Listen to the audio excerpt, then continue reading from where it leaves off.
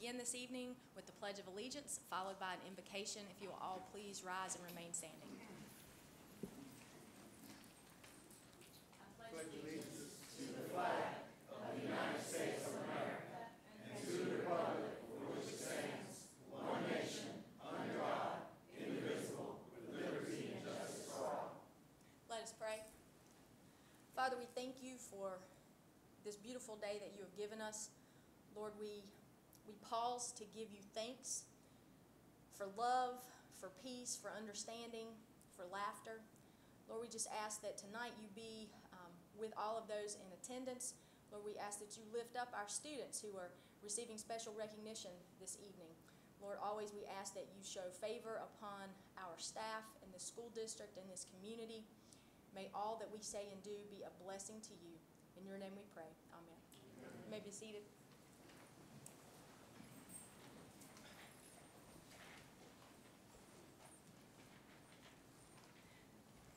So, board members, first tonight we have our agenda review. I believe we have no changes to the agenda this evening. So do I have a motion to approve? Thank you, Ms. Taylor, and second, Ms. Clark. All in favor? Wonderful. We move into our favorite part of the evening, and that's when we have the opportunity to recognize our students and staff. So at this time, I'd like to call on Lieutenant Colonel McCoy.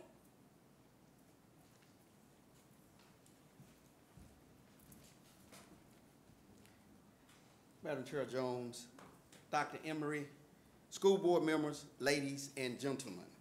I am Lieutenant Colonel McCoy, the Director of Army Instruction for the school system. I appreciate the opportunity to come before the board to recognize some of our JROTC cadets for their outstanding accomplishments. I especially appreciate parents and family members who are here to share in these special recognition. I encourage parents and other family members to come forward for photos as we recognize your son or daughter. The mission of JROTC is to motivate young people to be better citizens. Tonight, you will see results of the hard work put forth by students as well as the JROTC instructors at each school. For the past 31 years, cadets from Forsyth County have attended JROTC camps. Summer camps are one of the few opportunities our cadets have to compete against the best cadets from other Army programs from throughout the Eastern region. This past summer, our Army cadets attended the JROTC Cadet Leadership Challenge at Oak Ridge Military Academy. For the 16th consecutive year, cadets from Forsyth County have won the majority of the camp's honors. In addition to summer camp, the Mount Tabor leadership team qualified and competed in the 2017 Army JROTC Leadership Academic Bowl, which was held at the Charlotte University of America in Washington, D.C. And I'm very elated, very proud to say that Mount Tabor, the team, placed second in the nation.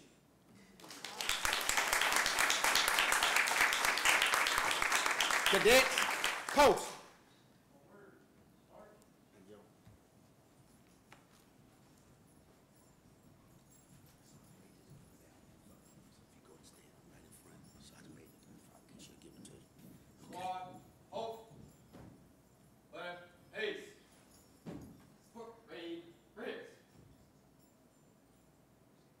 Cadet Malik Keeley from Atkins High School is receiving a certificate for being a Distinguished Honor Cadet. This award is given to the cadet who has demonstrated leadership and is eager to learn throughout the cycle. Cadet Hussein Lawrence from Atkins High School awarded the Distinguished Cadet for Charlie Company.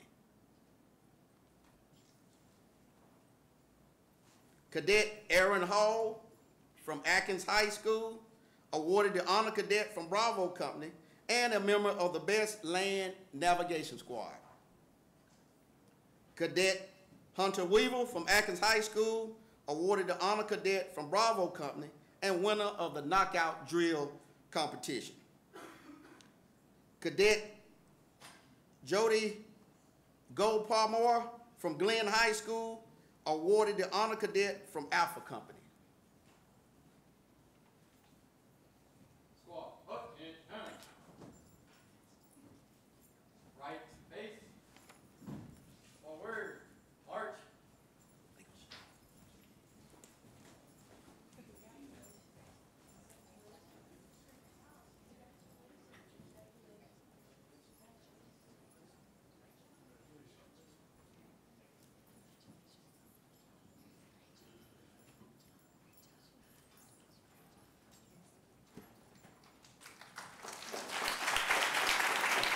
Dr. Emery, will you come forward?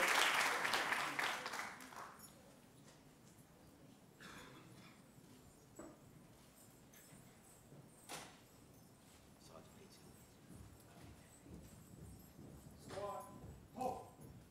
Left, face. Grade, rest. Cadet Cameron Matthew from Mount Tabor High School is receiving a certificate for being a member of the best squad on the obstacle course and the leadership reaction course.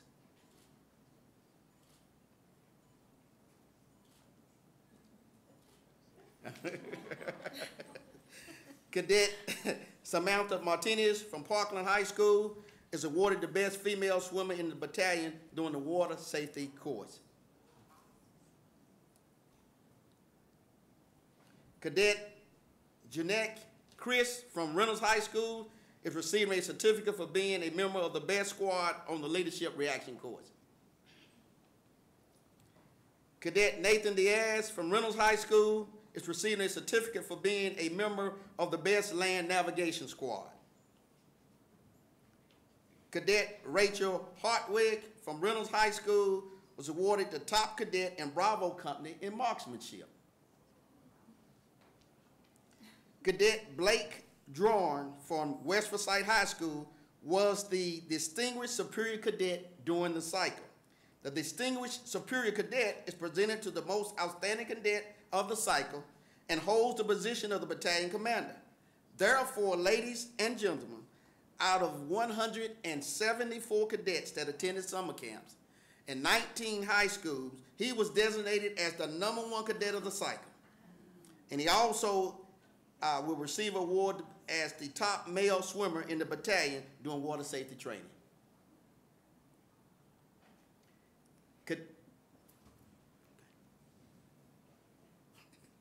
Cadet Kaylee Davis from West Forsyth High School was awarded the Superior Cadet for the cycle. The Superior Cadet is given to a cadet who has demonstrated outstanding leadership throughout the cycle and holds the position of Battalion Command Sergeant Major.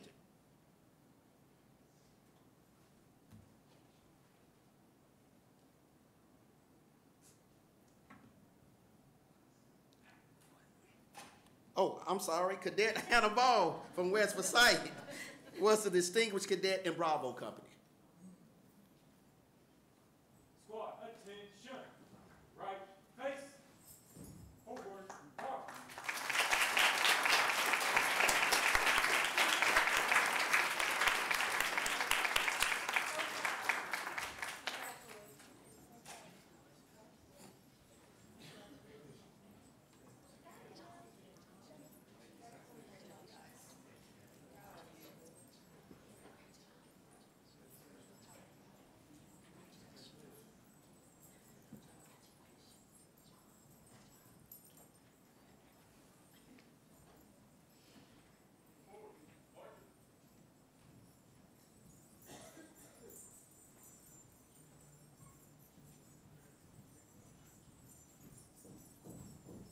Squad, hold.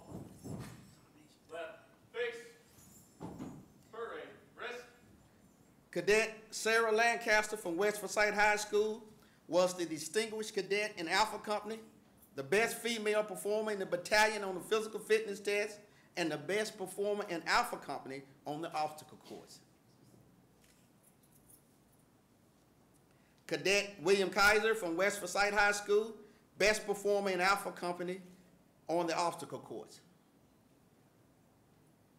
Cadet Vince Vasudevan from Mount Tabor is receiving a certificate for being a member of the second place team in the nation for the JROTC Leadership and Academic Bowl held in Washington, D.C.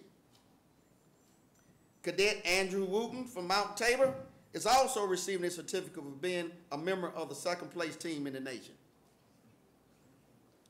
Cadet Connor Fadell from Mount Tabor is receiving a certificate for being a member of the second place team in the nation for JLab.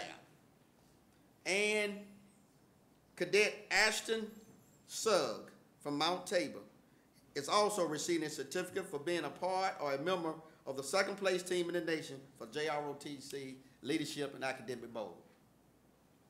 Squad, attention.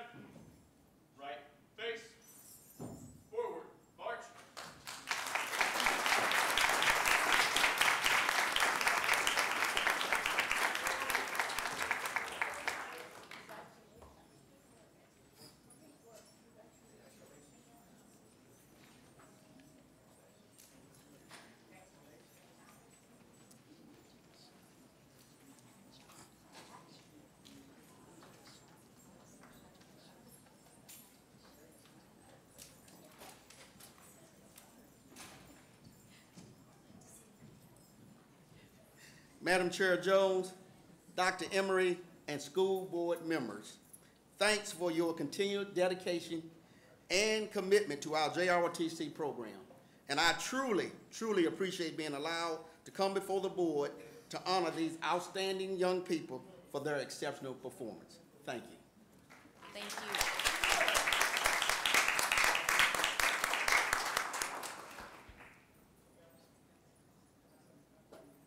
Thank you, Lieutenant Colonel McCoy, and all of those who put together our junior ROTC program. I believe we have one of the best programs in the state, if not in the nation. Thank you so much for what you do for our students. Next, we would like to, I will call on Dr. Symington as we recognize National Merit Scholarship semifinalists.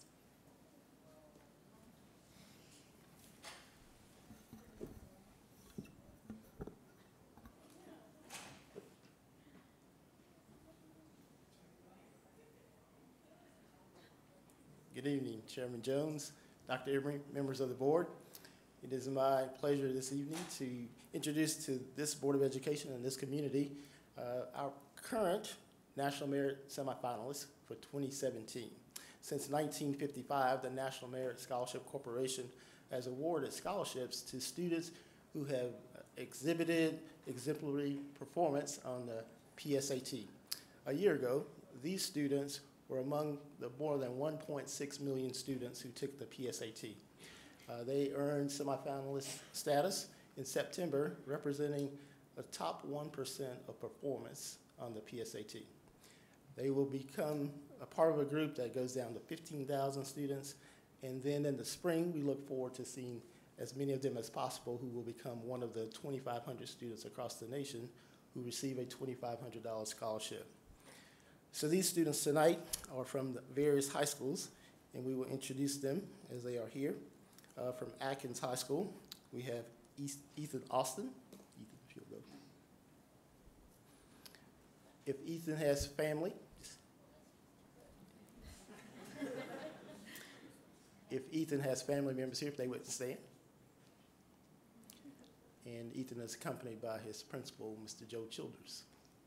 Also from Atkins High School, two students who couldn't be here, Caroline Duncan and Ali Mirzazadeh, but we also are pleased to have Matthew Sheely, who's here. If Matthew has family who's here, they would please stay. From Mount Tabor High School, we have Lucas Bannigan.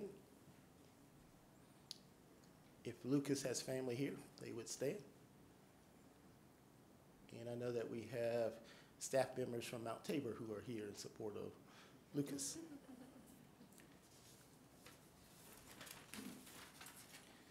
From R.J. Reynolds High School, we have David Green. If David has family here. And I don't know if I see representatives from R.J. Reynolds High School staff. We also have Matthew Myers and William Rollins. If family members of Matthew and William are here, if they would please stand. From Reagan, we have Spencer Bayless. Spencer has family here, taking pictures. Very nice. And I did see a representative from Reagan here. Not here is Lydia Wu, who's also from Reagan, but unable to be here. Finally, from West Versailles, we have Drew Fisher. If Drew has family members, if they would please stand. So again, we want to congratulate these students, and these students will continue in this competition. They will complete an essay, they will be endorsed by a school official, and then they will use their SAT scores to confirm their performance on the PSAT as a determination for their status in the competition. So we would like to congratulate these National Merit semifinalists.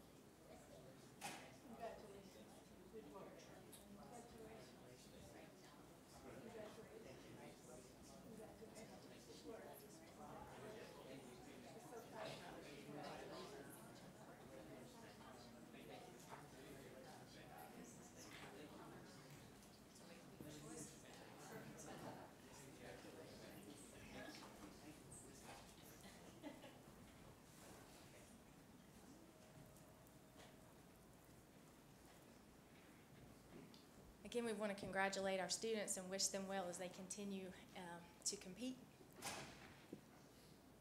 Okay, so that concludes our special recognitions for this evening. We will move on to public comments on agenda items. No one signed up? Oh, okay, great. So we'll move right into our discussion items. First, we'll recognize Andy Kraft. We're going to talk around our focus on district goals and closing the gap.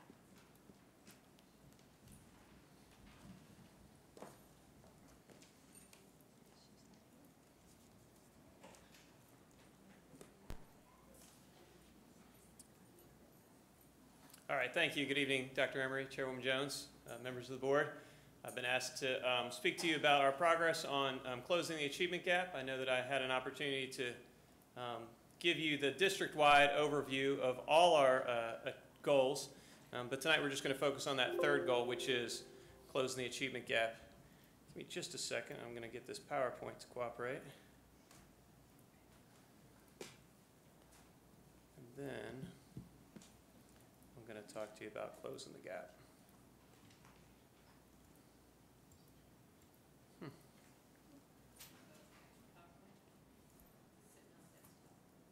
I know where it is. I won't get it.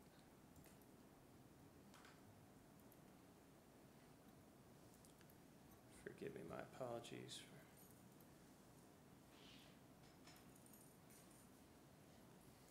Good, thank you. Apologize for that. As you remember, we have 3 district goals, and they are to raise our third grade reading achievement to 90% of our students reading on or above grade level, getting our graduation rate to 90%, and the one that we want to talk about this evening is our goal of closing the achievement gap between our subgroups by 10 percentage points. And I would highlight that we can't accomplish the first goal without accomplishing the third goal, right? So those two are linked to one another. When we talk about subgroups in this district, we talk about our 3 largest subgroups, and that's what I'm going to be reporting on tonight, the performance of our African American students, our Hispanic students, and our white students. You've seen this data before, and what we have in here is some good news and then some persistent challenges that we've struggled to overcome. I'm starting with reading. What this highlights, as I say, you've seen this before, but it highlights about a 40% gap between our Hispanic and African American students and our white students. You can see the dramatic differences there, and they've been stubborn. They have not changed for us over time. English 2, you see some up and down in terms of the performance of our African American and Hispanic students, but nonetheless, we have not been able to close the gap as we would have liked in English 2 or in grades 3 through 8 EOGs. The story is slightly different in math.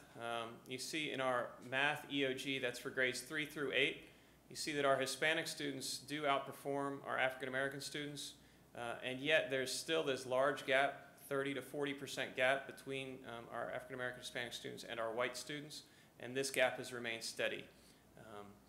With Math 1, we've seen a different story. This past year was a great year for us. If you see what happened, in fact, this is what closing the gap looks like.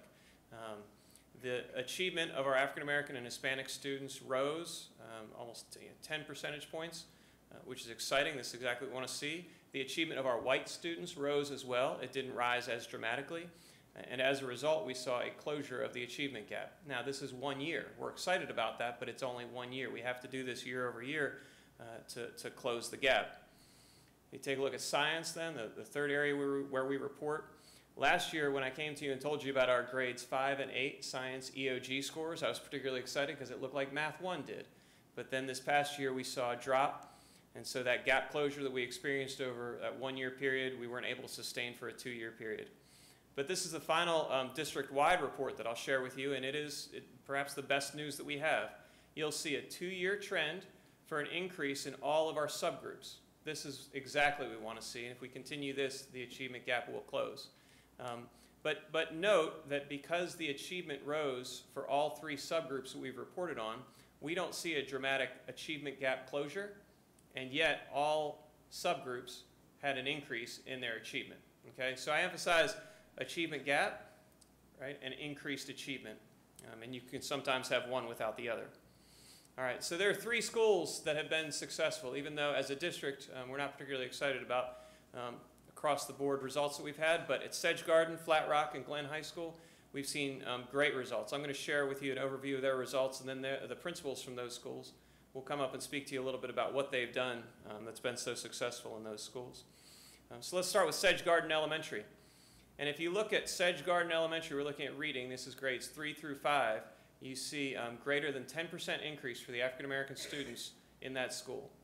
That's dramatic over a 3-year period, and every year you've seen that increase. I'm excited to hear what Donald Wyatt has to share with you about what's worked there. You see a similar increase in Hispanic achievement in 3 through 5 reading from 42.5% to 49%. And he'll talk to you about the strategies that have been implemented there. Now, again, I haven't talked to you at Sedge Garden about white achievement. We didn't highlight what the achievement gap was and whether or not it changed. We highlighted the increase in achievement. Here's a chart of Flat Rock Middle School that shows how all 3 of the subgroups, Hispanic, African American, and white students, how their achievement has changed over time. And I show you this because it highlights this idea that although the achievement gap hasn't changed dramatically at Flat Rock, the achievement of all 3 of those subgroups has increased dramatically. So I just direct your attention to the box in the middle, 2016, and you see where 22% of the Hispanic students were proficient. This is in math. 13% of the African American students were proficient, 29% of the white students. That increased over 10% for each of those subgroups, from 22 to 33, from 13 to 25, and from 29 to 42. Those are dramatic increases that Becky Hodges can be very proud of, and she's going to talk to you about the strategies that got her there. The final school that's going to speak to you tonight is Glenn High School. And, you know, there's a lot of evidence that what they're doing at Glenn is working over a 3-year period. Former Principal of the Year, and that's well deserved. This highlights some of that, but this is just another trend that I would show you. So if you look from 2016 to 2017, you see that the Hispanic students' achievement in English 2 rose from 30% of those students being proficient to 39%. If we look at the African American students, 33% to 43%, a 10% increase. And yet he had a slight dip in English 2 proficiency of his white students. So we might look at this and say, well, that's a dramatic gap closure. Indeed, for 2 of the 3 subgroups listed here, it's going in the right direction, but this is not how we close the gap, right? And that's a point that I want to emphasize. I think we all know, but I want to make sure that we highlight that. Nonetheless, if I were to show you, and you've seen the data from Glenn before, that they've been very, very successful, and they're going to talk to you about that now. So the key question that you have before you tonight is what strategies are schools using to close the gap? So these 3 schools, Sedge Garden, Flat Rock, and Glenn, have been successful in closing these gaps, and so they're going to talk to you about what they've done. Donald Wyatt. Chairwoman Jones, Dr. Emery, Board, thank you for having us tonight. At Sedge Garden, we wanted to really highlight our small group instruction, and we take an entire classroom and we try to chunk that up so that we can focus and tailor our instruction to a very small group. We use guided reading, which is a research-based small group instruction where they rotate through 5 different stations in our building. Those stations being a computer station, a word workstation, a reading to yourself or others station, a writing station, and then a teacher-directed station. This is very common throughout most of our elementary schools. We do things slightly differently though, and one of the things that we do is that we make sure that it is implemented with fidelity across our building. Our instructional facilitator is in classrooms coaching teachers on a daily basis. Administrators, both myself and Mrs. Reeves, the assistant principal, are in classrooms giving feedback to make sure that this small group instruction is happening. And one of the biggest things that we do differently is we group our children by the grade level, not just by the class. So we will assess all of the children, we will find out where they are, and we will take them and we will slide any outliers that may be in a classroom to a group that is going to fit their needs better. We feel that doing this allows the teacher to create stations that target the standards that these children are not proficient in a better way. It takes a teacher from teaching 25 different stations tailored to all the different children in their classroom to teaching maybe just 2 or 3 different levels of children. That allows us to pull these children along at a much higher rate. And then these groups are very flexible. So at any time that a child becomes proficient in the strategies or or the objectives that they're using at that time, we're able to slide them over to another group in order to keep pushing them. We also have a lower student-to-teacher ratio in our lower groups. So our non-proficient students, we're able to keep at a teacher ratio in the guided reading and guided math sections between about one teacher to about 16 students. And we do that by using everybody in our building. We have PRTs, we have specialists that are assisting, and we put the higher numbers up at the top because we feel that they are more conducive to moving along. When placing teachers with the groups that they're going to be using, we use our EVOS data. So students who have shown to be effective with our lower groups, we want them to teach our lower groups. Teachers who have shown through EVOS that they're effective at pulling our highest groups up, we want to make sure that those are the children that they're working with. And we do this in reading and math. In math, we make sure that we know which standards that each teacher is best at teaching. All of this we do, but it really boils down to the relationships that these teachers have. These small groups allow these teachers to really get to know their children. The social and emotional relationships that they build allows a student to trust a teacher. A student who is not proficient sometimes has a hard time trusting that a teacher is going to be able to meet their needs.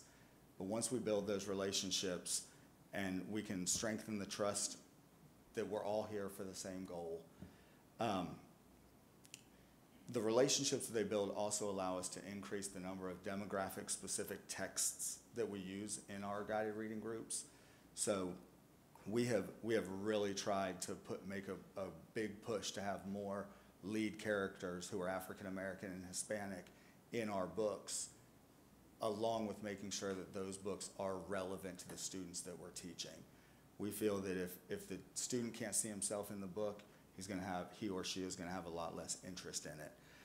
The all hands on deck approach that we've used is everyone in our building is geared towards teaching these children in a small group.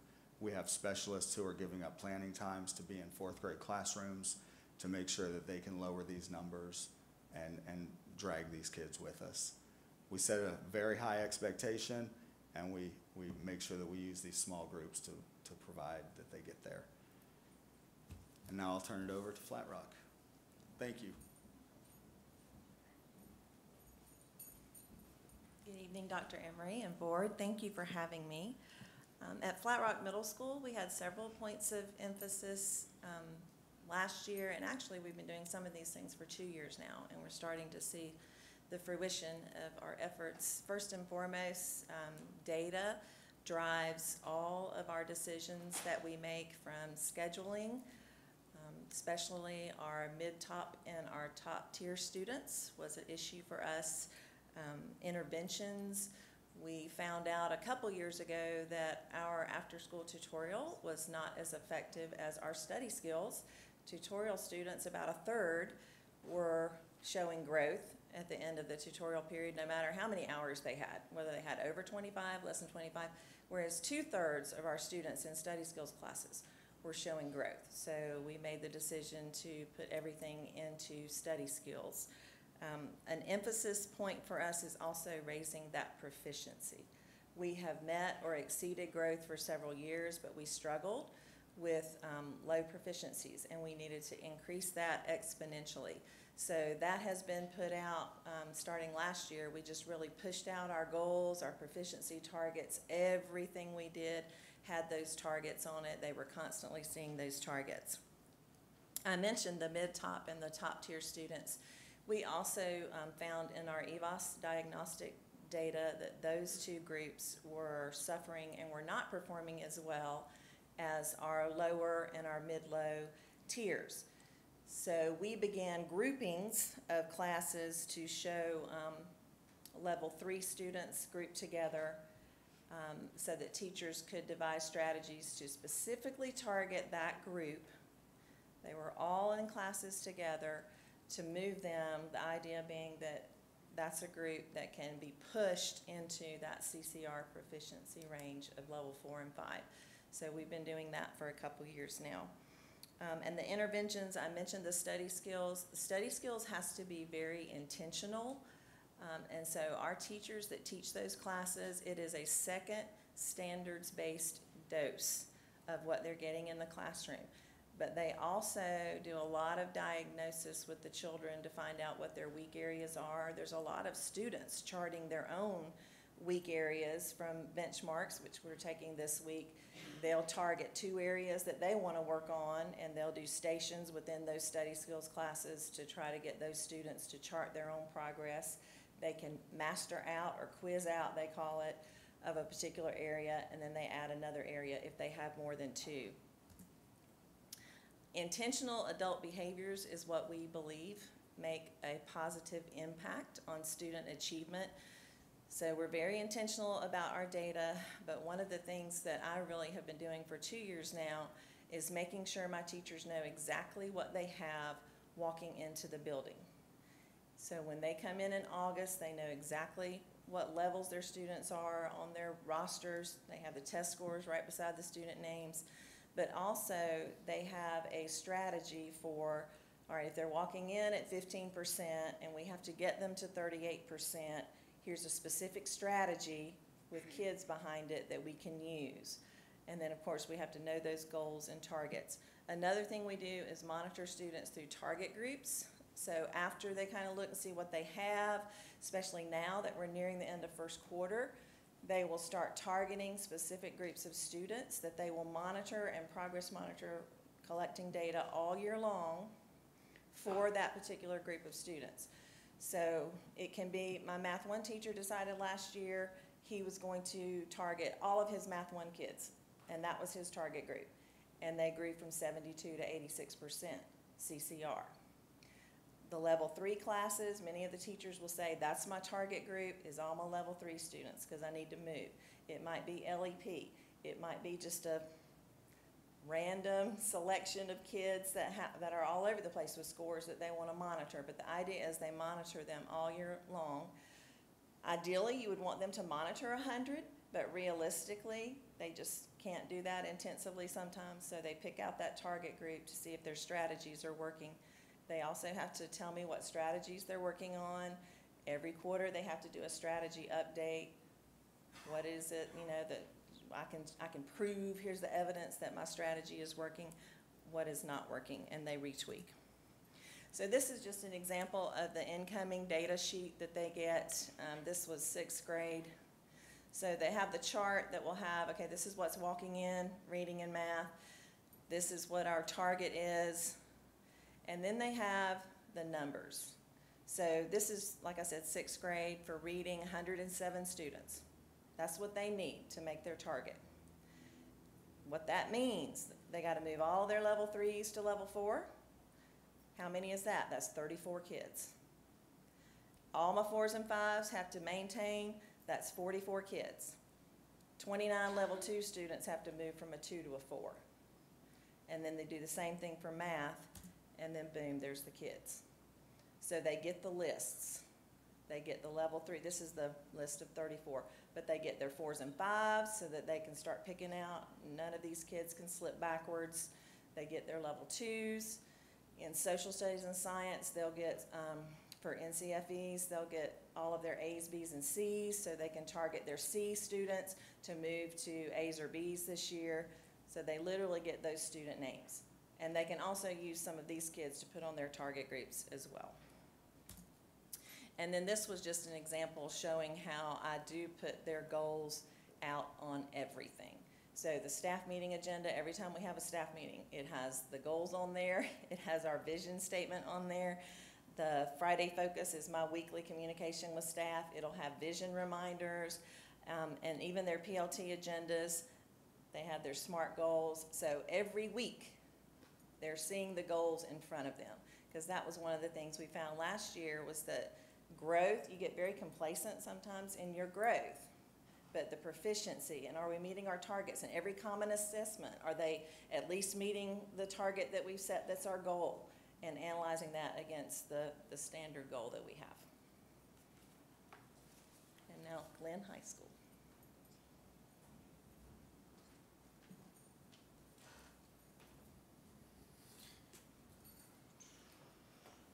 Chairman Jones, school board members, Dr. Emery. I think the first slide, to a degree, wraps everything up. Our great teachers held the belief that all students can grow. That's what it takes, great teachers. As you ebb and flow through people retiring, coming into your building, you have to sometimes grow great teachers, but with a little effort, that is the difference. Without discomfort, last year I was saying one of my slogans was, without discomfort, there is no learning. I've tweaked it just a little bit this year, and without discomfort, there is no learning or change. So some of the things that we've done. A couple years ago, Dr. Emery in the spring said, lesson plans and a well-planned lesson is worth 10% of growth. I'm not a mathematician, but I was looking there saying I need 10%. So we jumped on that quite early. So lesson plans, standard-based lessons. We found that our teachers were doing a lot of great things, but how did that relate to the standard? Was it vetted in the standard? And you'll see me talk about that a little bit. How does this relate directly to the standard? That is, in all of our PLTs, that's what we do each and every day. Reading instruction.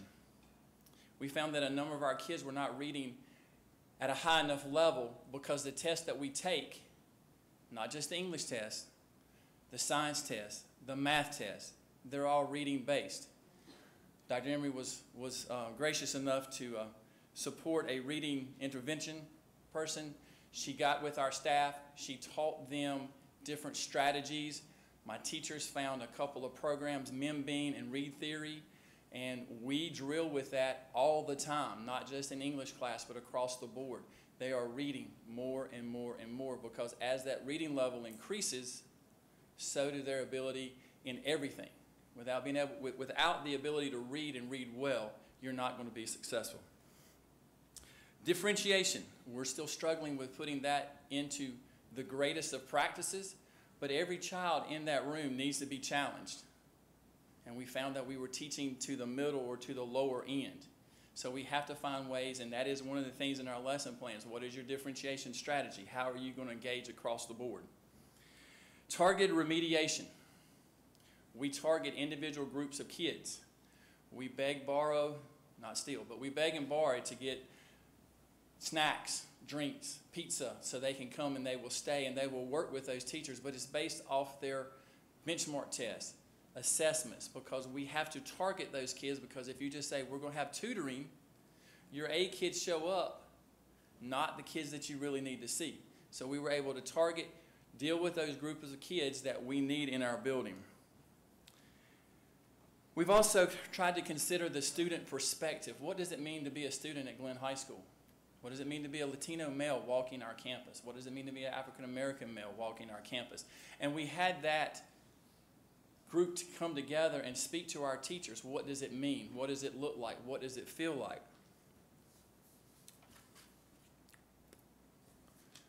We feel like that the teacher focus on preparation is a key.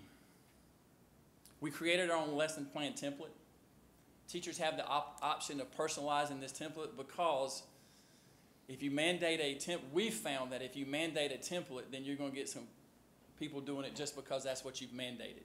We want them to believe in the template. We want them to use the template, and we want it to be a working document that they see and the kids know. I was in a class today. My teacher pulled up haiku, had everything listed in haiku. He was doing some direct instructions. Some of the kids were already moving into the next part because they were already ready to do mail merge in the CTE classroom in Microsoft. But those who were not ready were right there focusing, and he was doing things. That's what that differentiated instruction can look like. Again, we said that all the components have to be in their personalized lessons. If their lesson plan is not ours, it's fine, but it has to have all the different components that we ask for. Again, the lesson must be grounded in the standard. You can have a great activity, and we found that was happening, but how does it relate back to the standard? And that's what their PLTs, that's some of the discussion that they use that for. Early release days are spent on working on quality lessons. If you're not planning with your colleagues and you're not sitting there and you're going through and vetting the lessons, is it really a quality lesson? Sometimes it takes that peer to point out, no, that's not to the standard. What are we doing here? It takes a lot of trust to be that vulnerable, but we're getting there still. We believe that the walkthroughs My IF, my APs, myself, we all do the walkthroughs. We believe that is part of the continuous cycle of improvement because we're in the classroom and we're seeing what's going on. And again, all students learn at different rates and everyone needs to be challenged. Student focus on learning. Teachers and students share that responsibility for the learning targets and student growth. Activities are standard-based, vetted by peers. Remediation is based on data and learning. Teachers and students are held responsible. That's just a repeat. But we as a staff understand the changing populations, and we face the stereotypes. Dr. Nash and LaTarsha Pleasure, Glenn's IF led a session where each various subgroup was represented and taught what it feels like, and that was a big eye-opener to myself and to most of my staff, because you have to look at, because relationships, you have to look at where the kids are coming from, because relationships, if it's not happening, there is no learning. And that's it.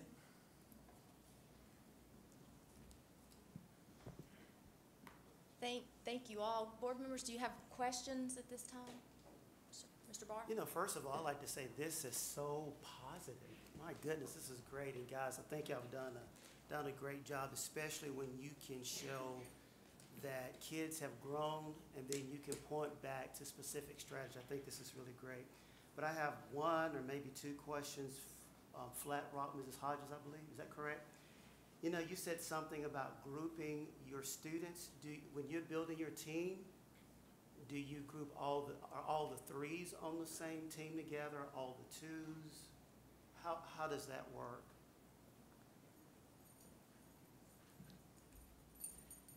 It is not necessarily by team, but it can be by teacher. And I also use my teacher EVOS to show me as well who works really well with what tiers of children, because their own diagnostic reports will show that. So it may be, and these are the non-accelerated. So in middle school, you do have accelerated math, or you have the AGELA. That's not what I'm talking about. I'm talking about that mid to high 2, level 3 student. So it might be that each team, I have 3 grade level teams for each grade level, that each team might have one class that's a 3 high 2 class. And then they might, you know, have the rest that are sprinkled in, auto-scheduled with the 1s and 2s. I have a question. I know from being in your building the past couple of years, data really does drive your decisions, and we know that. You have notebooks to pull out. I mean, we could spend probably the whole day, and we enjoy that. Some of the information that you provide for your teachers in the beginning, how do you pull all that together? Is that in Power School, or what do you have to do to give them, this is your kids coming in for 6th grade? Right now, I do it all by hand. There is a formula, and one day I'm gonna take an Excel class and learn how to compute the formula, where you can pull your Power School in an Excel spreadsheet and get the rising rosters, and do the little formula to get it all merged. But for right now, I just sit there and I type it out from my rising rosters, because those are provided for us every year. And the kids, I pull all those out. I use my rising roster as well, so I'm sorting. I'm very good at sorting and filtering now.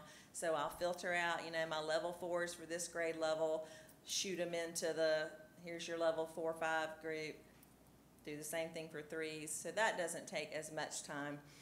To get your proficiencies, you just figure out, okay, if it's 37.8 of how many students I have, how many students am I talking about? So I do it all by hand right now. One day I'm gonna get really good at Excel though. I kind of remembered that she told us she did all that by hand. I just think that shows your commitment to your students and to your staff, but also maybe there is a way that the district could have a template or something that we could pull together, so that because I'm sure if she's doing this by hand, we have other principals who are her kind of trying to pull that same thing and recreating it in their building. But thank you for what you're doing. I have a comment right here. Yes, Ms. Bonsinger or Ms. Parker, whoever. Yeah. First, I was really happy to hear about trying to use more culturally relevant and sensitive materials. Have you noticed a difference in how children Actually, I'm addressing this to both Mr. Wyatt and Mr. Craddock, because there was, and I did have another question specifically to an addition, which was, how are you going to make sure that you have conversations with students on a regular enough basis that they feel that they've been asked and not that happened last year? Well, I think you can look at it two different ways. One is by looking at the different cultures and how they feel, we were able to establish a relationship that some of my teachers may not have been aware that they were missing. Yes. And so as the staff rotates and turns through the ebbs and tides of people moving, retirement, then as we see a need for this, we will continue to do it probably every other year or so. But as far as students, we opened a door, and so we're hoping that by opening that door and allowing the conversation to take place where they were the expert of what it feels like to walk in our building, that we were able to, that once that door is open, we will continue the classroom conversation, and it will be on a smaller level, because now my teachers they realize that their perspective of school They didn't know what they didn't know. versus our students' perspective of school was slightly different. So we're hoping, we're monitoring it, we're checking. There's a couple of young people that will definitely let me know what's going on. And we're just kind of monitoring what's going on with them to see if they still feel that same comfort level. No, because I think for students to really present how they feel and to be asked over and over again is really important. I would imagine they would take leadership positions. We have seen some changes in leadership as far as the students, both actual leadership positions and the leadership. The leadership of the student of the body. community, Yes, yes, right? yes. Yes, because I think that's profoundly important. Right. So, thank you. Thank you.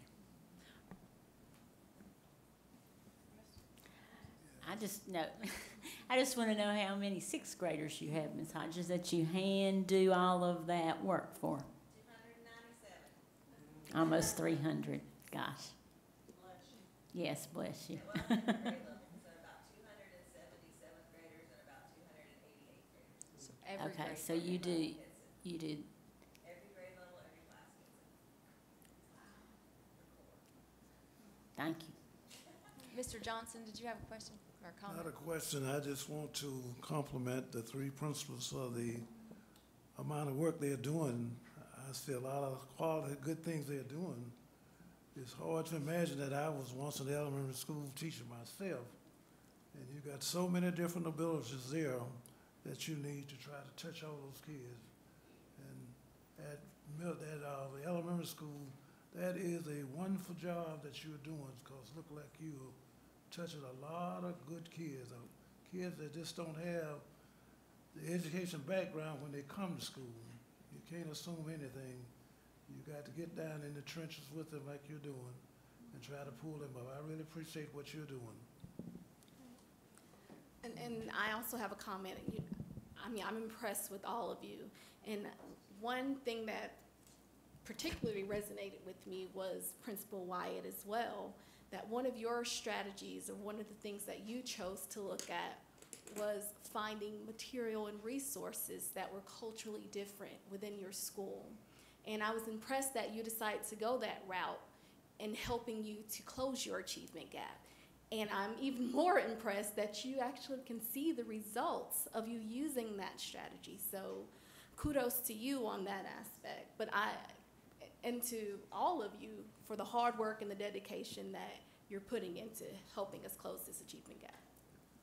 Ms. Clark? Yes, I just want to say thank you all for, I know that you are giving your input and your insight to other leaders and sharing these valuable pieces, nuggets of information that we all can use, they all can use, other principals, other leaders, teachers. It's so great when you see like a light coming on and you figure out little things that we can do and share of the openness.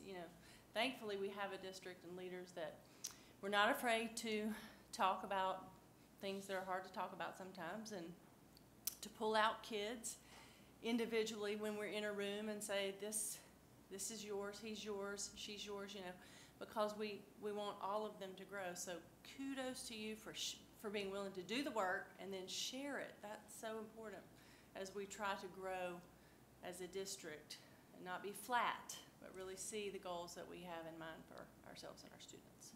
Thanks. Mr. Barr? Yeah, I do have one more question. Oftentimes when you are dealing with, I guess what we call maybe our struggling students, this is not 100% of the time, but oftentimes there's behavior issues that are connected with that. How did you guys deal with that, and how did you overcome that? Like Mr. Johnson, I remember my days in middle school, and sometimes when you got the level 1s and the level 2s, sometimes behaviors came with that, but also with the level 4s, but just with the struggling students. Mr. Barr, did you get set up to talk about Bow Tie Tuesday? We will not talk about Bow Tie Tuesday because that was this year, not last year. At an elementary level, once you get a child engaged, most of those behaviors are going to disappear. And when you have a teacher who's genuinely engaged with a student and genuinely cares about a student, that child knows that, and you can really just watch the behaviors disappear. I don't feel like I've done everything we're doing justice tonight, so I would invite all of you to please come to Sedge Garden, see what we're doing, ask these questions to the students, because they're the ones who are really doing the work. The teachers and the students in these buildings are making it what it is. And again, it's the behaviors at the elementary level. I can't speak for the middle or high level. You don't have to do terribly much. But then this year, if you want to come see about bow ties, come see me. Is that a setup? Additional questions, board members? You want to hear from the high and middle? Okay. I would just say one of the biggest things at the middle school level is when the children start taking ownership of their data, and so many of our teachers are doing that. Like I mentioned, the study skills, but many of the core teachers are doing that as well. And when they start seeing themselves grow, like they will track every common assessment, here's what you had at the beginning, and the students are tracking their own data and they start seeing success, they become empowered and they become very engaged. And that piece works about 90% of the time. We're also a PBIS school, and so we have worked very hard with our PBIS and have seen some dramatic reductions in discipline with that. But the students tracking their own data plugs them in and empowers them, and when they start seeing success, okay, I'm listening, I'm doing what my teacher is asking me to do, I'm successful, and for some it's the first time since they've started school that they're experiencing success. And so when you have a kid that goes from a 2 to a 5, that's powerful. So that's probably our biggest thing, is the students taking ownership of their own data. And it's about everybody growing, everybody moving, the expectation is there, you're not getting out of it. That has helped us. That's middle school. Okay, from the high school perspective, we see a number of discipline incidents. I mean, it's a high school, they're large, they're from all different walks of life. But it is reduced when the teacher comes in there with a well-developed lesson plan. Now you think, I think I said that 2 or 3 times in my presentation, but when a teacher gives idle time, that's when a lot of those off-task behaviors happen. That's when it takes more time to get them back under control and engage. So if the teacher, I believe in bell ringers, warm-ups, whatever you call it, young people love structure. They like to know what's happening from the time they walk in. Now they'll tell you they don't, but they do. They want to know what's happening. So when you have, and I tell my young teachers, have a bell ringer. And if you forget it one day, they'll tell you, where's the bell ringer? Have them engaged with a well-developed lesson plan and use everything, all different resources. And we have a lot of computers, we have a lot of laptops, we have a lot of different things that they can touch and put their hands on. Use them all, because you're engaging different kids at different times and different levels. Does that reduce all discipline? I wish it did, but it doesn't. And then some of those young people, we've used, I think it's now Edgenuity. We use that because If kids dig a really deep hole with their credits and graduation, if they're overage and undercredited, then we can get them in an Edgenuity and we can get them online. And a lot of those same kids that are causing problems in a large class, because it's easier to be bad than to be not smart. We can get them in there and get them focused. They can roll through some stuff and they can get back on track, and then they take some of those same skills and put it in the classroom. We use a person every period, every day, to get those kids back on track, because that 90% graduation rate is a-coming, and we're still struggling to get there. So we're using every one of our resources to get those kids back on track. And when they get back on track, because in the high school level, most of your discipline happens as a 9th grader, tapers off as a sophomore, and then juniors and seniors, you don't have a lot of discipline because they're usually focused on where their outcome is. So by using those different tracks and that well-planned lesson, it does reduce discipline, but it doesn't end. And one thing that we allow our teachers to do is if a student is interfering with the learning of others, we allow them to go to timeout, and part of that is to determine what your behavior was to get you sent here and how can you correct that.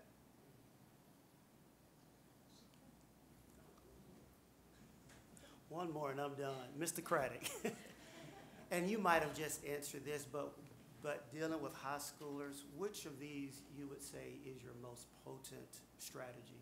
Is it the lesson plans? Is it the targeted remediation? Which one of those? I don't know if you can pick a single thing. That's the problem with education. Okay. You can't pick this one quality standard to improve your widget. You have to have a variety of approaches because every child comes with something different in their backpack. And the kids see me, they know it's observation time because I have my backpack on walking the halls. Because it has my laptop, it has everything I need to do an observation. But each kid brings something different in their backpack. And what works for child A is not working for child D. It's just not. So that's where when you have those real conversations and teachers really make that relationship and they're able to see it from a child's eye. I mean, we were just talking about MTSS, and does the vertical structure of our school make sense? And at Glenn, we're looking at the way we have things potted due to things outside of my control, and it doesn't always make sense.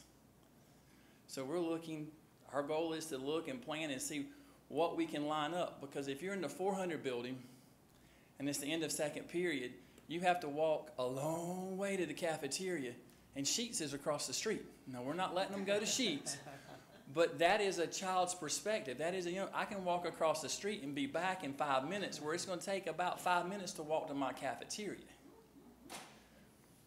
That's something that we have to look at and see how can we make that different. Well, Mr. Craddock, I want to say very well said. Thank you. Okay. Additional questions, board members? No? Thank you all for sharing with us. We appreciate it.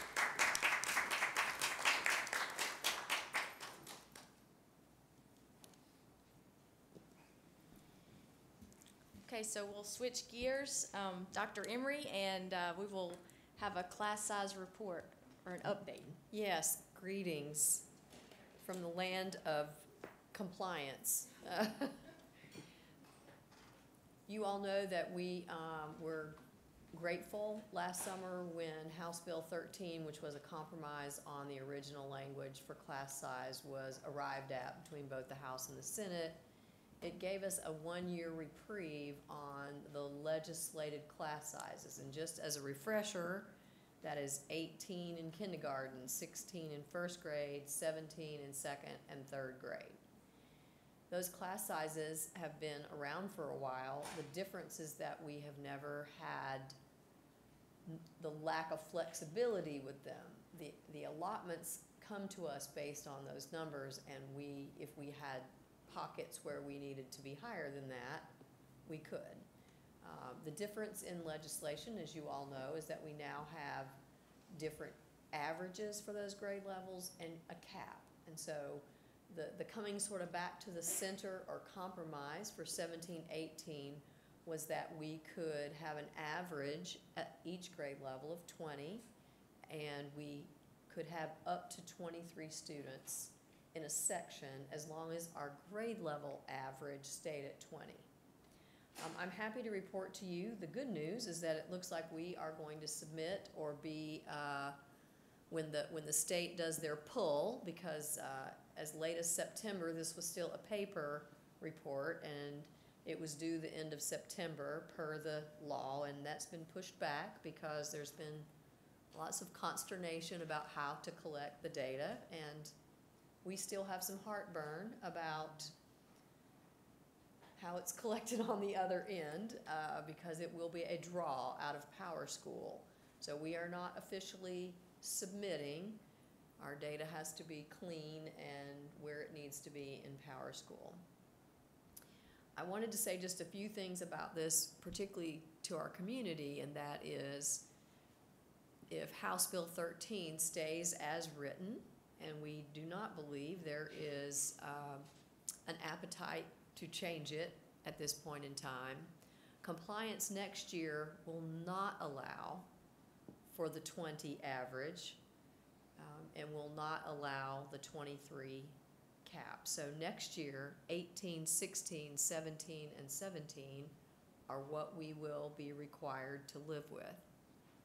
The reason we got some compromise, as folks may know, is that we believe when this law was passed, folks didn't realize that what we call enhancement teachers were a part of this allotment. So part of the reason we had flexibility to make classes larger was that while those numbers I gave you were how the state gave us allotments, we had to pull art, music, PE, drama, other teachers in elementary schools came out of that allotment. So mathematically it would be impossible to have teachers issued at 1 to 18 and have a class size of 1 to 18 and still deliver art, music, and PE. So part of the hysteria across the state was, for districts unlike us, we have tremendous local funding, and we are very fortunate that we have a couple hundred locally paid teachers, so we have a little buffer on this, but many districts do not. They have to live by this state allotment, and so the only way to deliver those enhancement courses is out of that regular allotment. The understanding we have is that next year when we go to these stricter numbers, that the General Assembly has at least made a commitment to us that based on these 2 reports that we're doing, October and February, it will give them a good handle on how many enhancement teachers we have, and that next year the budget will separate out regular allotments and enhancement allotments. So we've been, I would say lots of folks in this room, particularly Matt Dixon, Carrie, Kevin, and folks in his part of the house, we've been doing our own practice draws so that we can look at where the problems are, and we felt like we were in pretty good shape for resolution until the first week of October. And I need you to know that it was at that time the Department of Public Instruction announced that these cap sizes applied to the enhancement classes.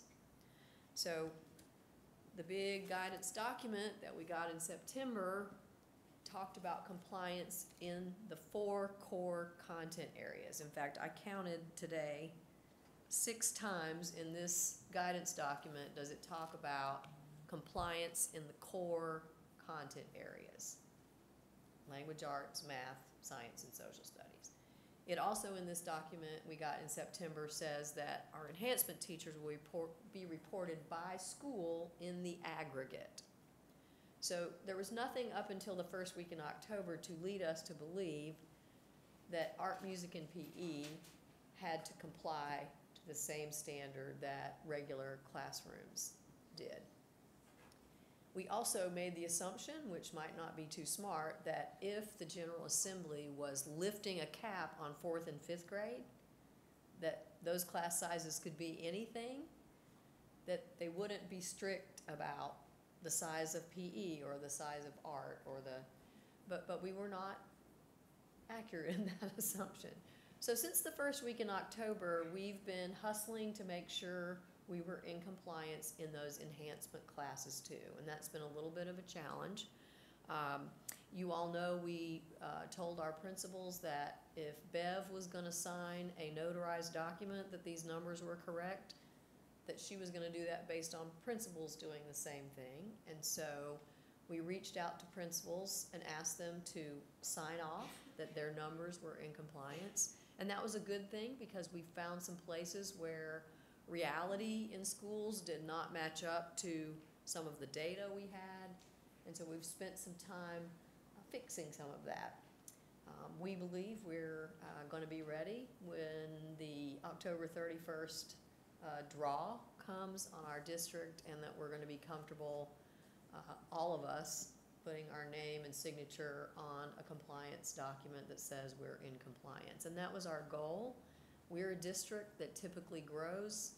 It's going to be much more difficult in February, and we wanted to start in compliance so that if in February we need to ask for waivers because of the 2% growth factor, that is one of the allowable reasons to get a waiver, that we at least start in compliance so that if we find ourselves there in February, we will show that we made a good faith effort on the front end.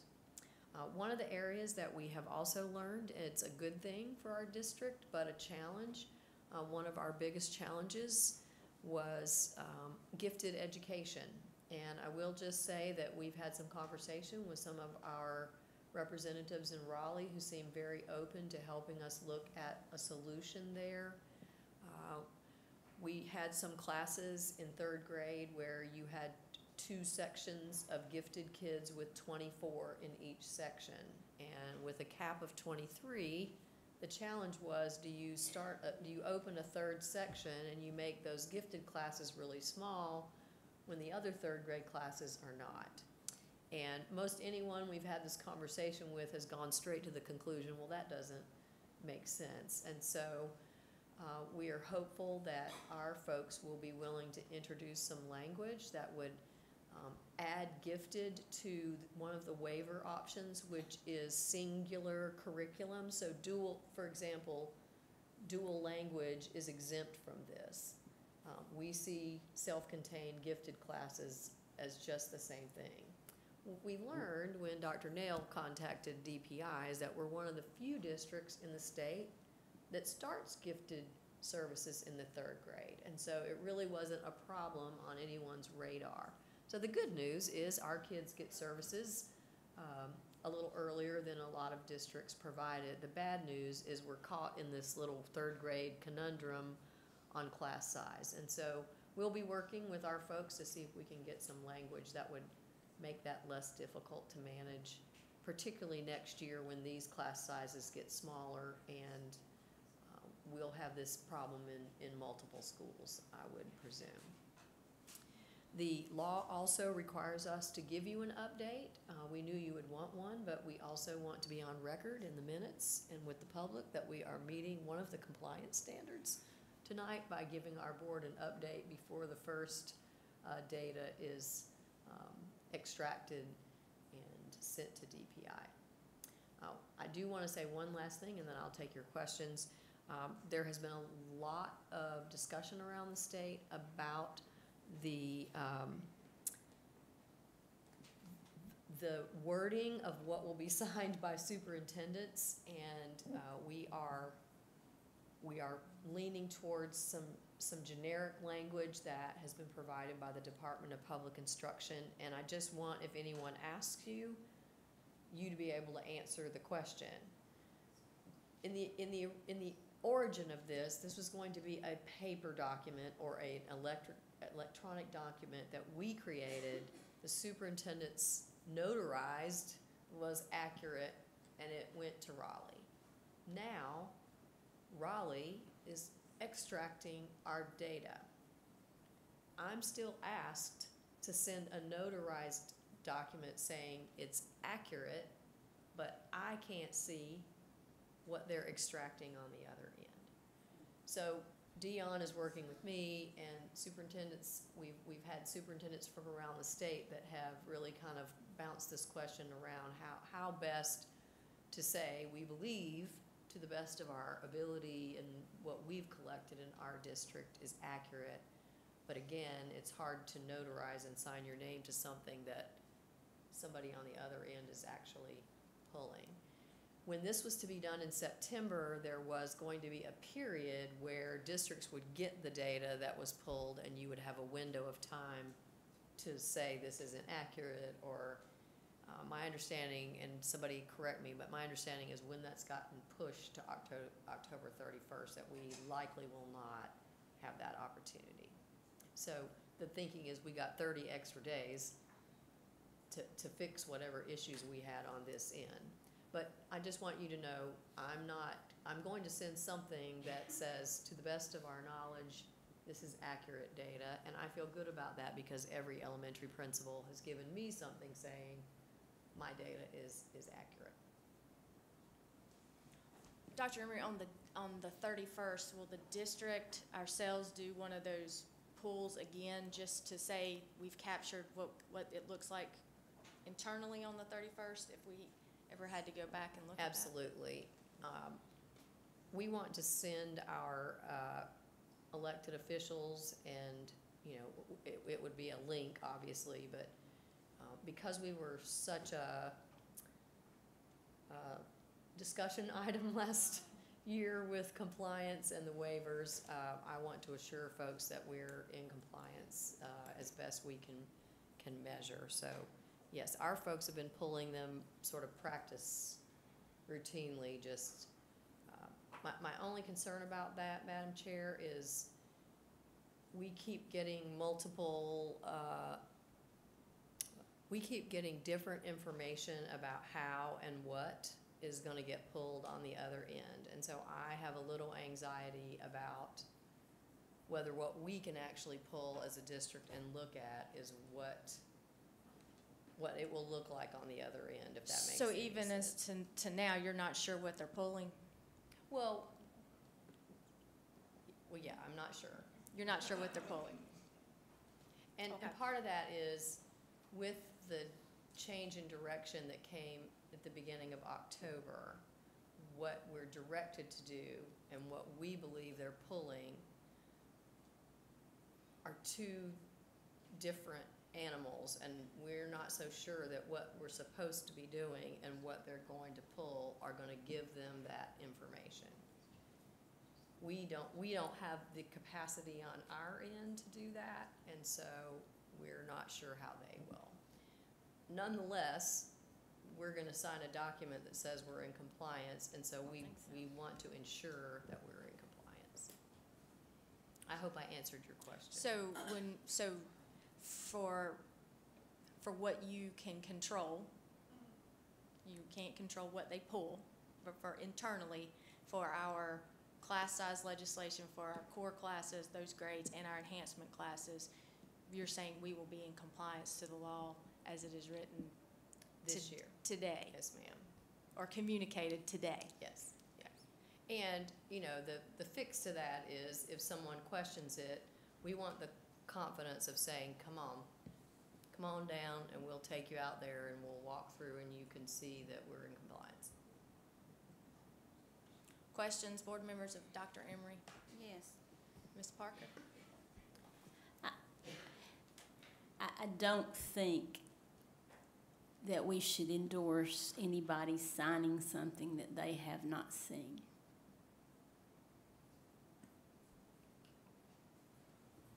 And so, I just don't think that we put ourselves in that position. I don't understand why you cannot see the data that they have. So we're going to see on our end what's in Power School. Right, but you don't know what they've pulled off of Power School, is that correct?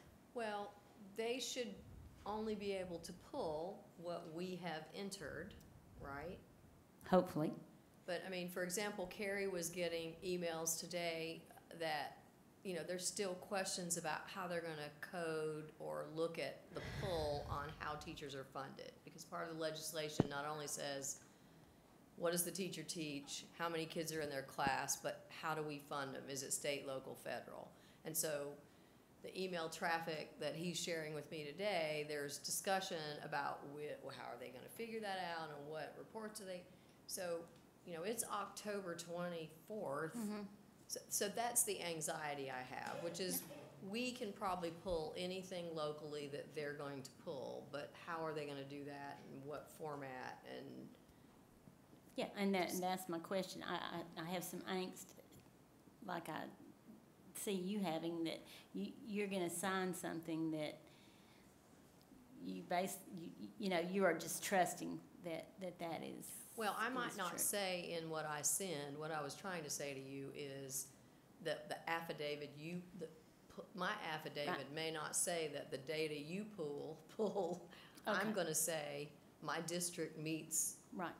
the requirements and is in compliance with the law in both enhancement classes and regular, you know, because I believe we are.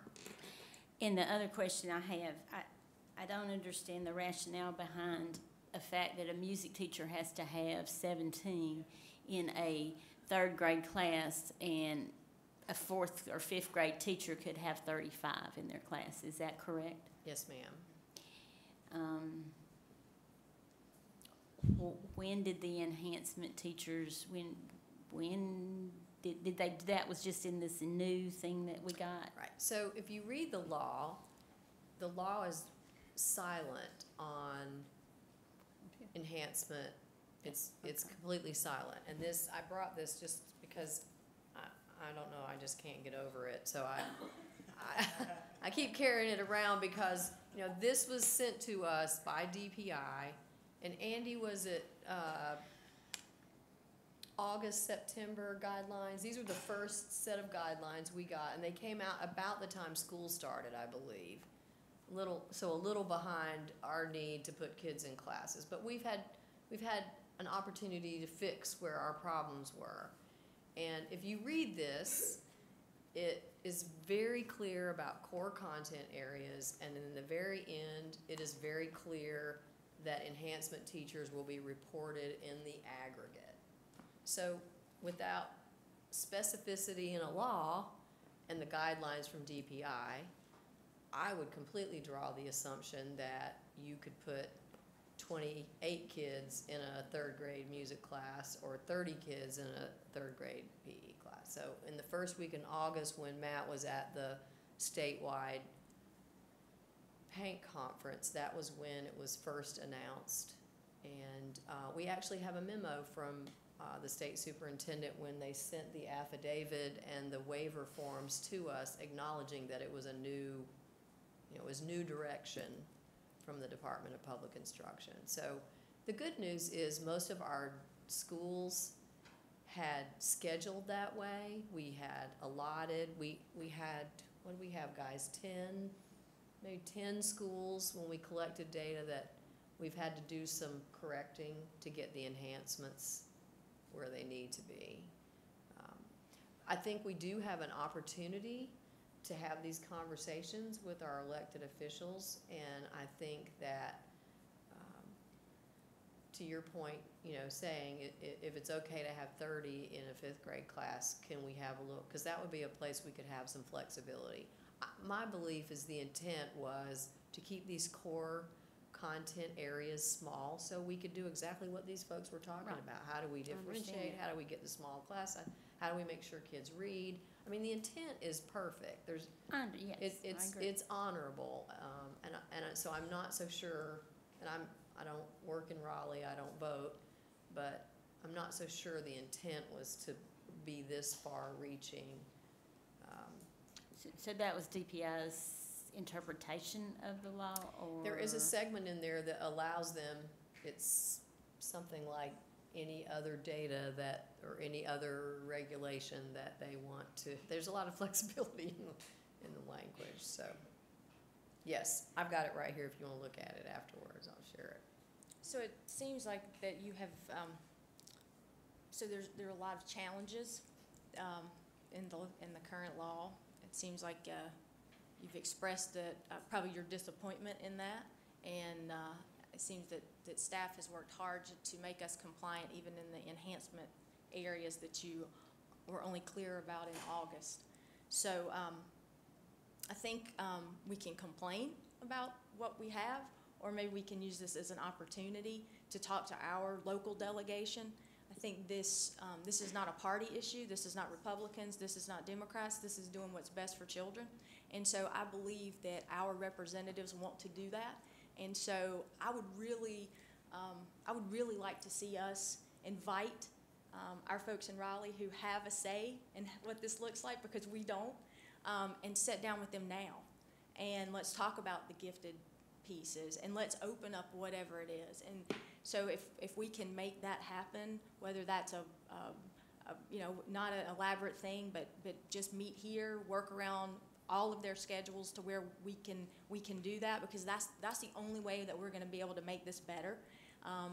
I understand that it's not perfect, but I think what we have to do is stop blaming Raleigh or stop blaming someone else and saying, okay, we know what's going to make this better, and so we've got to start building those relationships and building trust and building bridges, and let's come together and see. I mean, we don't control it, but boy, we can surely talk about it and say, we don't think the intention was harmful, but do you see what's, kind of what's happening?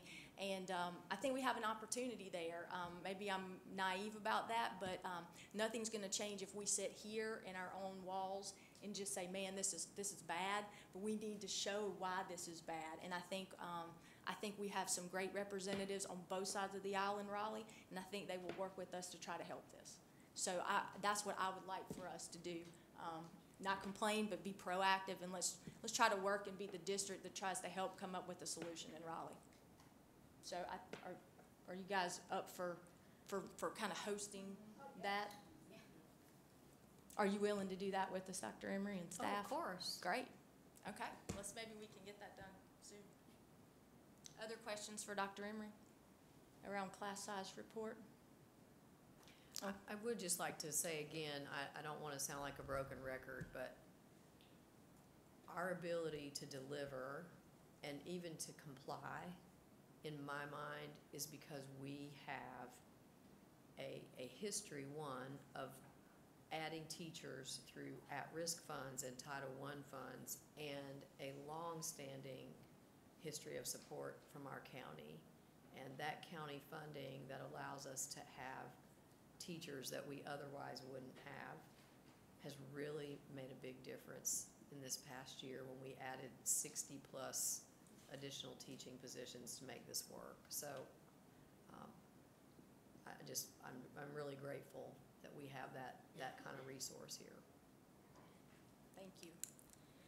Okay, next we will talk about our wellness survey results. Sarah?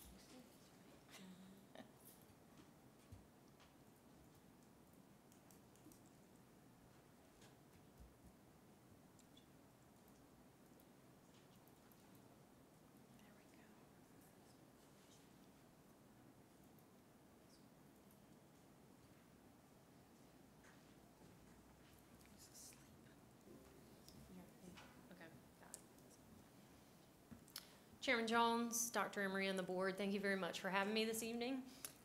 We have a school wellness policy, policy 5143, that states there are some guiding practices around children's wellness, and one of those guidelines is that the board should be provided with an annual update based on some feedback that we receive from our schools. So I'm here tonight to provide you with that. And this year, we surveyed elementary schools for the 16-17 school year, so all the data that you'll hear tonight is from our elementary schools who participated in the survey. So just a brief background, we know that the U.S. Department of Health and Human Services suggests that young people get 60 minutes of physical activity every day. Generally, they want that to be moderate to vigorous intensity, with aerobic activity being the focus, but then also having some muscle strengthening and some bone strengthening opportunities as well. And then we provide opportunities for exercise by structuring those physical activity opportunities so that they're planned and repetitive, so that hopefully students will get physical benefit from them, which is the area that I represent. Our district's wellness policy has some basic guidelines which are there for you to see. Those are about the Wellness Policy Committee first and foremost, and who should serve on that and what that policy will look like. We have a lot of nutrition goals and guidelines, not only for food but also for beverage, and Lauren Richards and Amanda Mendenhall are here with us tonight in case we have any questions about those items of the policy.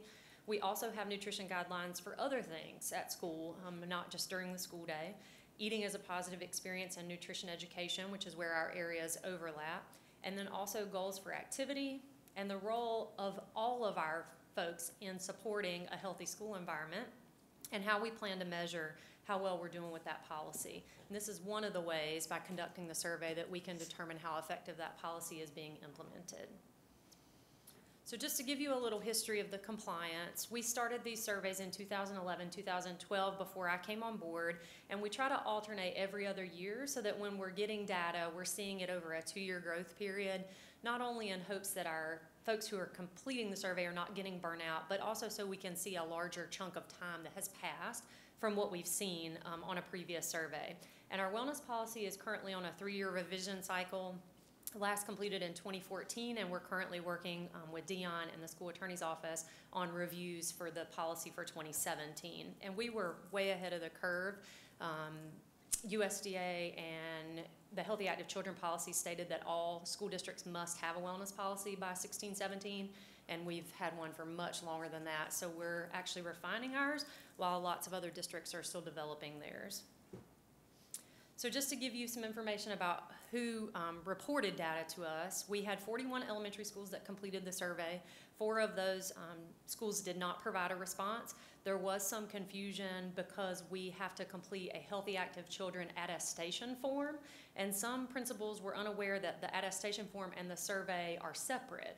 One of those goes to the state for DPI compliance, and then the survey results stay in-house for Lauren and I and our teams to determine what supports are needed with the wellness initiatives at the school level. But we did find that 97% of those schools, so 40 out of 41 said they knew about the district's wellness policy and some parts of it, which we felt really positive about because at least people know that it's out there. As far as who's in charge of the wellness policy at the school, most of the schools reported that either the PE teacher or the principal or some member of their administrative team are in charge of implementing that. That has not changed. In most of the other years, that's been the same trend. So we're seeing that role kind of being left in the physical education sector or the administrative role. And then again, most schools have someone that's chairing their wellness committee. All schools as a part of this policy are supposed to have a wellness committee, and for most of those 34, they were the physical education teacher at their school. All of our schools have at least one. A lot of our schools at the middle and high school level have a minimum of 3 or 4, and so it can be any one of those folks. For the no's, I did a little deeper dive, and 3 of those 7 just were unaware that they needed someone. So that's one of the great things about the survey, is then we can see who needs support, who may need additional information to get in compliance with what's expected. And then we ask them, as a part of the Healthy Active Children policy and our wellness policy, are students engaging in 30 minutes of physical activity, even on days when they're not offered PE? And at our elementary level, 97.6% of them said they are. Those results are very consistent with what we've seen in the past, so no real surprises there. And then, do classroom teachers in your school provide structured recess opportunities frequently and regularly is a new question. We've never asked that before, but I don't know if everyone is aware. Our district last year received $48,000 from the USDA as a part of the Fuel Up to Play 60 grant, and it was awarded to 12 elementary schools. $2,000 were to improve recess and to provide equipment and game ideas and other training, and then $2,000 was used under Lauren Richards' program with Tribe Nutrition to try to increase breakfast participation. So we wanted to ask that question as a new one this year to see Did that grant take hold with those folks? And then also, what can we do to make sure that if we know structured recess is important, how can we support that in other schools? We also ask if schools offer during or after school physical activity opportunities that are either in the club or program format, and 87% of our schools said they did. We just wanted to ask this to find out how many schools are doing it, and then on our survey results we can see individualized schools, which helps us then determine who may need support with implementing a program if they're not already, or who may need some kudos and some support in a different way of how can I help you make that program take hold. And I feel really comfortable with that area because a lot of the folks implementing at the elementary level are my PE specialist who works under my area. This was a really important question for us because we know that in healthy active children, teachers are not supposed to use physical activity for punishment. Many of us are probably familiar with you act up, you do laps at recess and you can't play. And that had been a common hold practice that a lot of people used, not in this district necessarily, but just it had kind of been something that's how I'll manage student behavior. And we found that that is not happening in this district, especially last year. So students are not being punished with exercise if they misbehave. And then we also wanted to know if activity is withheld due to a student's misbehavior. And in general, most of our schools are complying that they are not withholding activity. We know that's a double-edged sword. If students are not allowed to exercise because they're misbehaving, then they have more energy and they create more discipline issues as the day goes on. So again, making sure that that 9.8, which is about 2 to 3 schools, understand the importance of having those opportunities. And many times our administrators know that they shouldn't, but they have a few teachers who are reluctant to understand the importance of providing activity and what alternative consequences can be utilized instead of taking away recess or PE. And then for Lauren's part, I'll speak, but she's here in case you have any questions. She wanted to know if the school cafeteria displays information about healthful food choices, because we know those materials are provided, so we want to make sure they're being utilized to help promote healthy eating, and they are in most of our schools, and again, that's consistent with results from years past. And then, does anyone use food offerings to reward or incentivize student behavior? This was the first time asking it, because there had been some concern about many times if students do well, they may get some kind of food reward, a cone of ice, a popsicle, a pizza party, or things like that. And we know that the general intent is not harmful. We want to reward students. And so Lauren felt that asking this question would allow us to see what schools may need support, coming up with alternative solutions or ideas for how to incentivize students without using food. So a lot of our result, we always try to reiterate that it's not for repercussions, it's so we can provide you with the tools you need to be in compliance and to do what's best for students.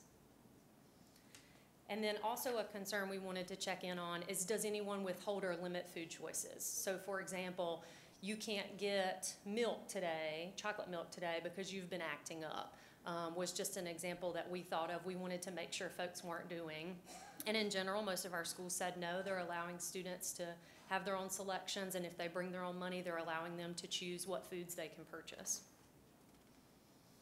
And then we know many of our schools are utilizing student stores for incentivizing behavior now, and so we wanted to make sure that in those student stores, we also realize that if I'm earning incentive points because of my behavior, that there's not food being purchased because of the way I behaved. A lot of that goes back to the stereotyping of food being a reward, and if I'm not good, I don't get food, and different things like that, that we don't want food to have that persona. So we want to make sure that if schools are having food in their school store, again, we support them to give them other ideas for what they can put in the store. And this is probably one of the best slides we have. We've had, over the last several years, a strong decrease in food-related fundraisers. When this survey first started in 11-12, we had 52% of schools who were using food-related fundraisers. It decreased to 36% on the last survey, and then has decreased to 34% at this time. So we've seen about a 20% decrease in food-related fundraisers. But again, because we've gotten stagnant, Lauren and I know we need to support schools in providing ideas about what can I do other than food-related fundraisers. Because again, we know most people's intent is not harmful. It's just that it can be, that's what we've always known, and so we need some other options. And then as far as nutrition education, in general, most schools are utilizing the PE teacher and or the classroom teacher or both to teach nutrition education. The schools that reported the classroom teacher giving that information reported that most of that was being delivered in the science courses, which is a good correlation for us. I think it's a commonsensical option. But then those others are oftentimes our community partners. So the Forsyth County Health Department has school nurses that sometimes work with our students. We also partner with a program called Be Healthy School Kids that's offered through the health department, and they go to, last year, 11 of our schools and provide a week-long nutrition education. And then Lauren's team provided what were called classroom takeovers, where her staff actually went in and did some nutrition education in the classroom as well.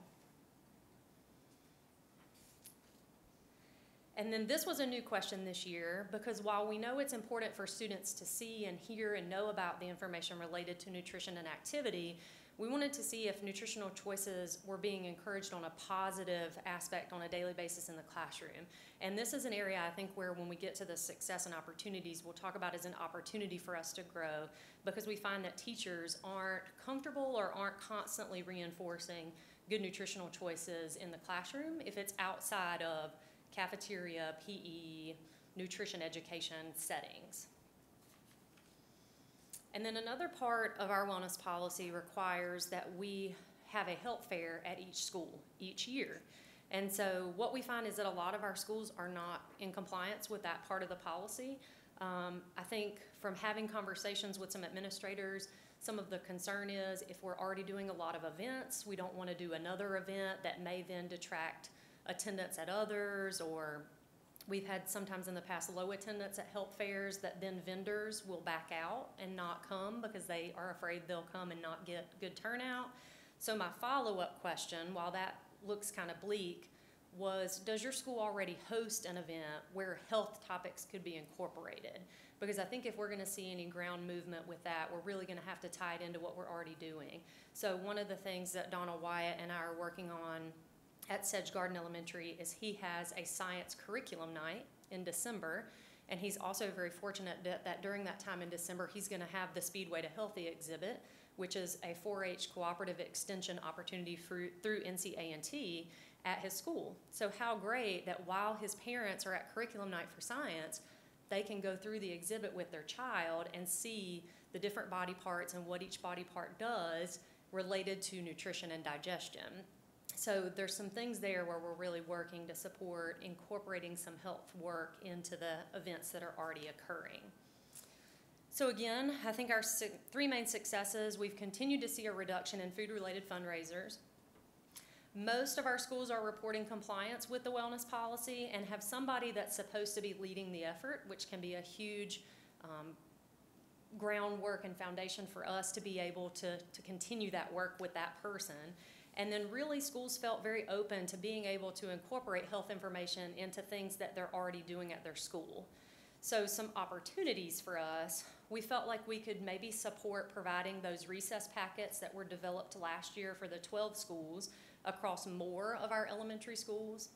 And then also helping teachers reinforce the need for good nutritional choices every day, and providing teachers with information about how to incentivize and fundraise without food. So then, just as we're talking about things related to class size legislation, and because of my program area, our board, our district, our superintendent has long believed in the value of active education and student movement. But I just wanted to make sure and point out that some of the reasons why I think we've always been so passionate about this work is because we know students who move have better academic performance, and we know that regular participation will improve their academic performance. Single sessions during the day also increase attention and memory, and the effects of physical activity on brain health kind of explain why those improvements take place, so it's not an accident. And as we see programs starting to make decisions and concerns and thoughts about how do we meet all these requirements, it can be very easy to say, well, physical activity should be something we cut, but it's pretty essential that our students get the opportunity to get that movement on a daily basis, 150 minutes for elementary school, and 225 minutes for secondary school children on a weekly basis. And then I just wanted to make sure with all of our work that we tie it back into our district goals. So for goal 1, we know that we want 90% of our third grade students to read on or above grade level. And we know that if students do aerobic capacity activities, those students generally have greater achievement than students who have a high BMI.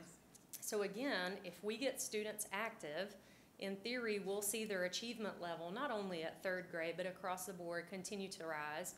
With goal 2, our graduation rate will be 90%. I understand that that research is collegiate, but oftentimes at the high school level, we're dealing with soon-to-be collegiate age.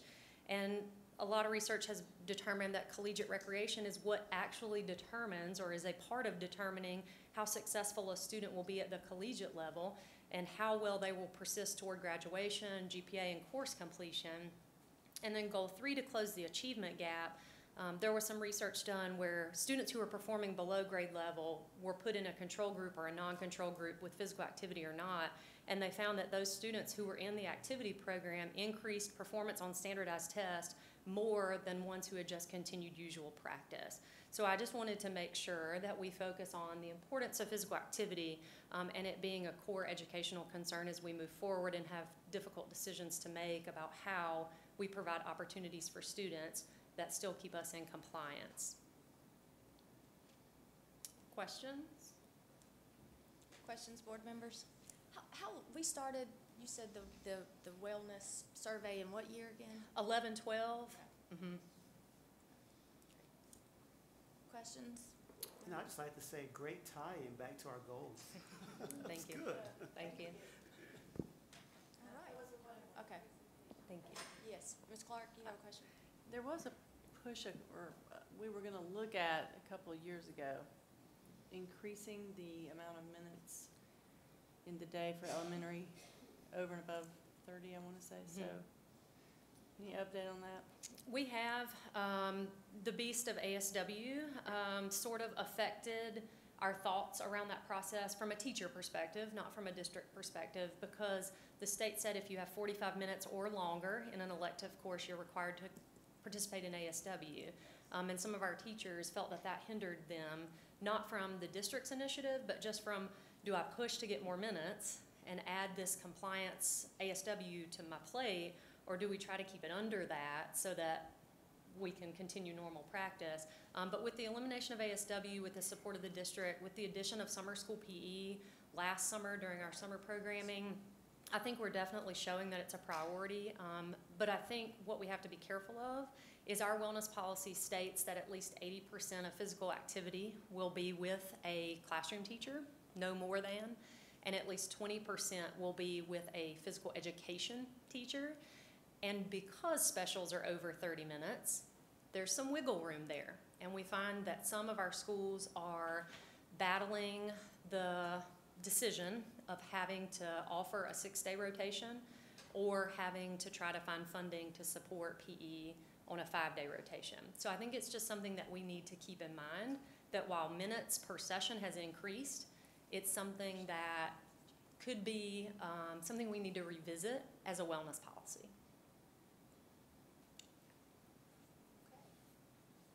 Additional questions, board members?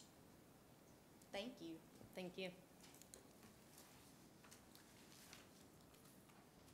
So we go from wellness to budget. Wow. We may need recess.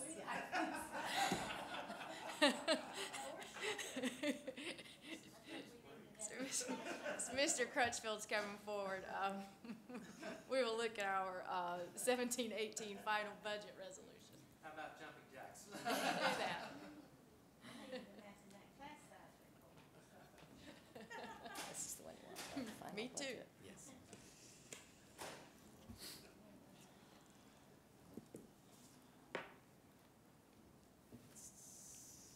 Okay, there we go. That's got it. Okay, good afternoon, and hopefully we're putting 2017-18 to bed, and soon we'll start working on 2018-19 budget. It's hard to believe, isn't it? Yes. So the board approved a preliminary 2017-18 budget resolution on April 25th, 2017. I just wanted to review with you what was included in that resolution.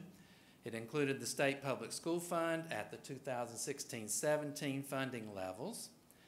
It included the Local Current Expense Fund and the Capital Outlay Fund with the estimated county funding formula increases at that time allocated for the needs that we had discussed several times in the Finance Committee meetings in March and April, as well as it also included estimated state mandated pay and benefit rate increases. In April, we had no federal grant allocations, and so no federal grant fund dollars were included in that resolution. The Child Nutrition Fund was included using our last year projected financial data, 16-17 projected financial data, and our other restricted fund, Fund 8, included our estimates of recurring other revenue sources such as JROTC, Medicaid, E-rate reimbursements, rental income, indirect costs, and a few other smaller other revenue sources. There were no one-time grants or donations included in that budget resolution. So where are we now? We're asking you to approve the final budget resolution. The State Public School Fund now includes estimates of all recurring funding sources approved by the General Assembly in their 2017 budget bill, as well as the impacts on those funding sources of mandated pay and benefits rate increases. However, there are a couple of funding impacts that we don't know yet. The funding impacts of multiple state principal and teacher bonuses are not known yet and will be added as amendments in subsequent months. We've talked with the Teacher Advisory Council about all the 3rd, 4th, and 5th grade reading teacher bonuses and the 4th through 8th grade math bonuses that will be paid in January. We don't know the eligible lists of those teachers yet, so we will not know that information until mid-December at the earliest. The approved county funding formula did generate additional county appropriation dollars in addition to what you approved last April. It was approximately $800,000 higher. Those funds have been added to hire the additional K-3 classroom teachers, which you have heard the results of some of that tonight as well as to how that's helped us meet the current year class size requirements. We have made minor changes throughout the Local Current Expense Fund and Capital Outlay Fund budget to reflect the impacts of state funding amounts and the state mandated pay and benefits rate increases. I think I mentioned earlier that matching retirement went up more than we anticipated, matching health insurance went up less than we anticipated. So all of those line items were changed, but the total dollars were pretty much the same as what we had projected. And there's been no fund balance appropriated in either fund, which was one of the board's goals at the outset. Federal grants that flow through the Department of Public Instruction are only slowly getting funding and approvals. The only approvals that we had received by the time we had to generate this agenda last week were the smaller grants. We now do have approvals for some of our larger grants, but we just got them in the last week. So they're not included in this budget resolution. So this budget resolution will not include Title I, Title VI-B handicapped, and improving teacher quality. Those will be added as amendments after this is approved. The Child Nutrition Fund also has not changed since your April budget resolution. We're still calculating the impacts of pay and benefits rate increases, plus some other new year impacts on that budget. And all of those impacts will be added as amendments in subsequent months. And then miscellaneous grants and donations in the other restricted fund are large in amount, and each is going to have to be evaluated for carryover amounts and dates and for any new year donor requirements on those funds. Those also will be added as amendments in subsequent months. And then finally, I wanted to give you an update on the results of operations for 2016-17. We had estimated to you that 1 to 1.5 million of additional fund balance would be created in the local current expense fund in 16-17. Our unaudited financial results indicate that approximately only $700,000 will be added to the fund balance. The shortfall is the result of two unanticipated timing issues on revenue collections, the first one being E-rate reimbursements and the other being the Medicaid administrative claims reimbursements. Receipt of almost $600,000 of E-rate reimbursements for school year 16-17 are delayed, and it's the first time we've ever had a delay in those reimbursements. Not sure exactly why the federal government is late in getting those reimbursements to us.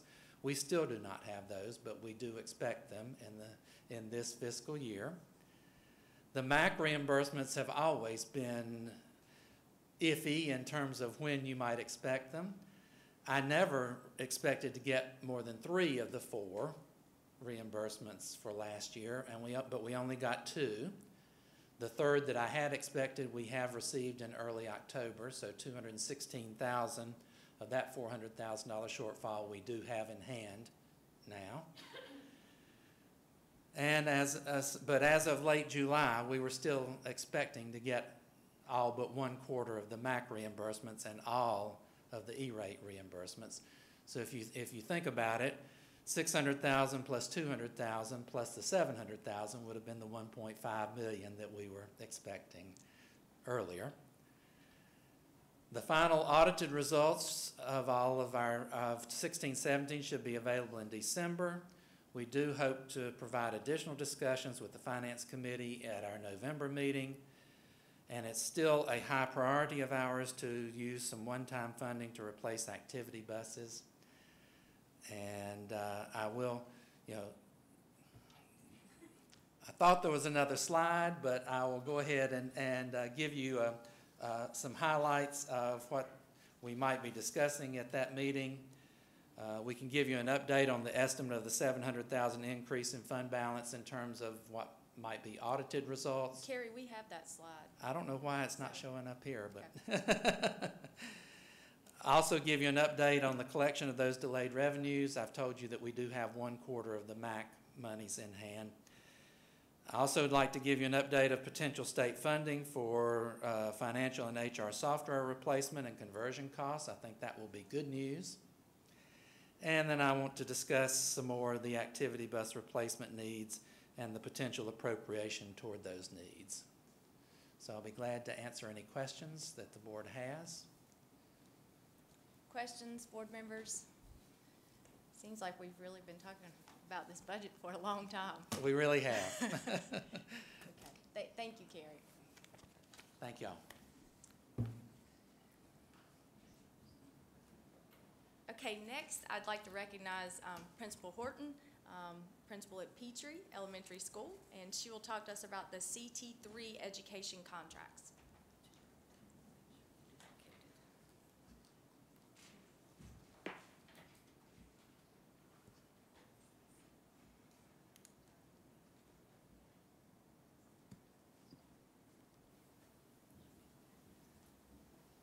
Good evening, Madam Chair Jones, Board of Education, Dr. Emery.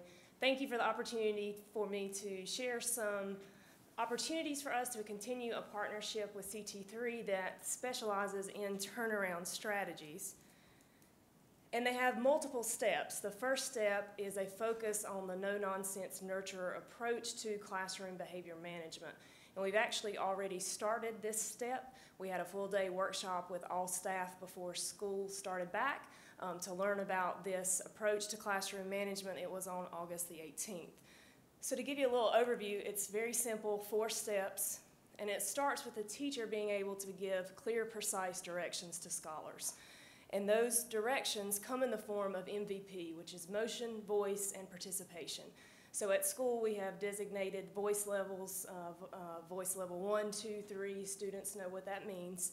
But when the teacher gives a direction, she includes what is the motion they're supposed to do, what's the voice, and what is the participation. After giving the direction, the teacher provides positive narration to reinforce that direction, and it also gives scholars who are not participating a chance to hear the direction again. If they fail to follow that direction, we follow an individual consequence ladder, and students work toward a class incentives using class points. And then the fourth piece is for teachers to focus on developing life-altering relationships with our scholars, because that's key. And a big piece of this is an attention call getter or a call and response, which originally started as a direction.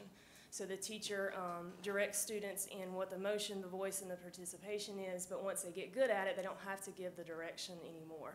So I'm going to show you a short clip. I was fortunate to spend some time in the classroom of a teacher at Jefferson Elementary last week. And this teacher went through Teach for America and got this training as a part of Teach for America. She also spent a year in Charlotte Mecklenburg's Project Lift schools, which are priority schools like Petrie. So she's been doing this method for a couple of years, but if you'll notice that precise direction and the narration that she gives, it's only about 1 minute and 20 seconds, but I think there's about 3 different directions in this clip. It's winter. How did these animals survive in cold water? Leo. Protect themselves from predators. Ready to rock? Ready to roll, Thompson! All right, detectives. You have watched a video. You have created a graphic organizer. You have organized your thoughts. You have shared your thoughts. Now, for the big discovery, standing up, loud and proud, who can share with us what you think we are going to be studying in Unit 2? Imagine it. Standing up, loud and proud. Ari, what do you think we're going to be studying? About animals' habitats. If you agree with her, let's give her the signal. Excellent. Ready to rock? Ready to roll, Thompson! Ready to rock? Ready to roll, Thompson! All right, so we're going to dive into our first read aloud activity called Building Blocks for Survival.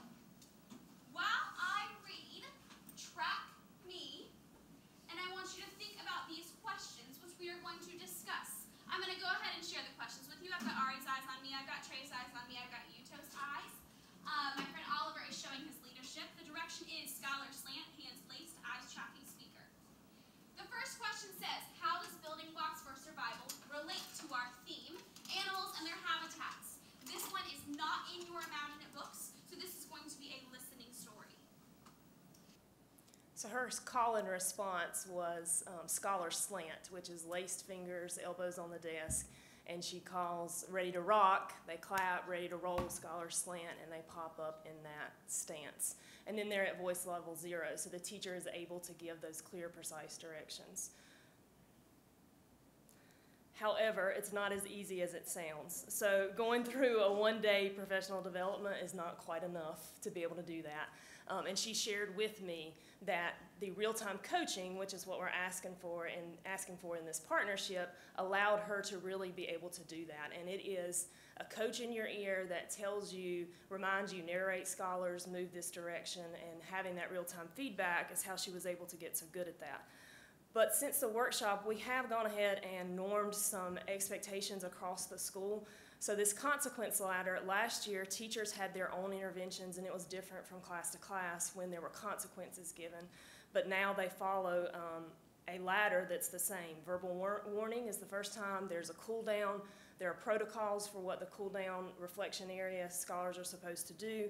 There's a bounce to another classroom teacher to give them a second to cool off. That's no more than 15 minutes. Parent contact and an MIR or office referral is the top of that ladder. And they use a consequence tracker. So teachers are already practicing carrying a clipboard. You'll see them in the hallways. You'll see them in the cafeteria. And so when they have to give a consequence, it's very precise about repeating the direction. And so you say, Sally, the expectation is that eyes are on me, voice level 0, that's your warning, and they circle it. But it's very neutral tone of voice when they give those consequences. So the real-time coaching piece of this, what we're asking for in the contract is to work with Leah that you see there. She would actually be the person that would work with my coaches who are very supportive. They are here tonight. My assistant principal is here tonight. But Leah would work with Christine and Chris to teach them how to do real-time coaching so that when they pull out, they'll be trained for life on how to help teachers do this. But it's in the ear, and they spend intensive time. I believe it's about 2 weeks to work with them on and off, and they come back to the school at different points. But this clip is from Denver. It's about 2 minutes, but it shows Leah working with a coach who's working with a teacher in the process of this. Plant. For many teachers, especially in urban schools, managing the classroom can be taxing, so it ends up pushing them out of education. As 9 News education reporter Nelson Garcia shows us, a Denver charter school is trying something different by offering teachers help exactly when they need it. When he felt himself going too fast. For teachers like Becca Devlin, Go. sometimes second grade class can feel like there's voices in her head. And part of your brain is focused on the lessons and the words that are coming out of your mouth, and part of your brain is focused on, does my handwriting look neat? Can they read this? But at Rocky Mountain Prep Charter School, What do you want to get out of today's experience? What are you looking forward to? there actually is. Sarah Carlson is going to coach Devlin through a walkie-talkie and an earpiece. Narrate eyes tracking. Tammy's eyes are tracking me. This is part of a program called Real-Time Teacher Coaching by a professional development organization called CT3. A lot of teachers aren't trained in classroom management, or they get a very surface theoretical training, maybe from a book. So getting another set of eyes in there to kind of give you both positive praise and some quick fixes to make it feel even stronger is really helpful. Yeah, so my role is to be her angel on her shoulder. Offering immediate feedback Nice work. to become a more effective teacher. Everyone's tracking me. That's what I expect. That's a class point. 100% class point. Prompt her to be loud and proud. Loud and proud. Loud and proud. Rahima, even louder so that Journey can hear you in the back. Class point. The no-nonsense nurturer method gives even seasoned teachers ways to communicate precise directions. So I think having someone in there who is like, breathe, say this. Oh, that worked. Like, it's very comforting. So making sure that it's in the moment is so important, because I get to see what she's seeing. I get to feel what she's feeling. She gets to be that voice in Devlin's head. Yeah, there are lots of things going on, and that just gives like a very clear voice. And support for getting better in the classroom. In Denver, Nelson Garcia, 9 News. Oh, that seems to work. The professional development organization.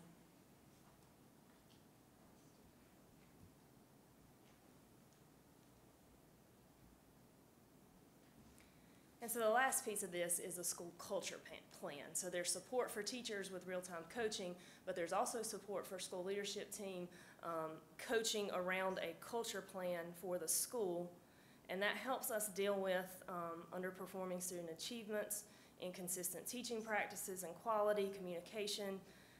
And we develop prioritized guidelines and goals, staff, student, family engagement plans, and then real-time feedback for the leadership team around communication and problem-solving best practices.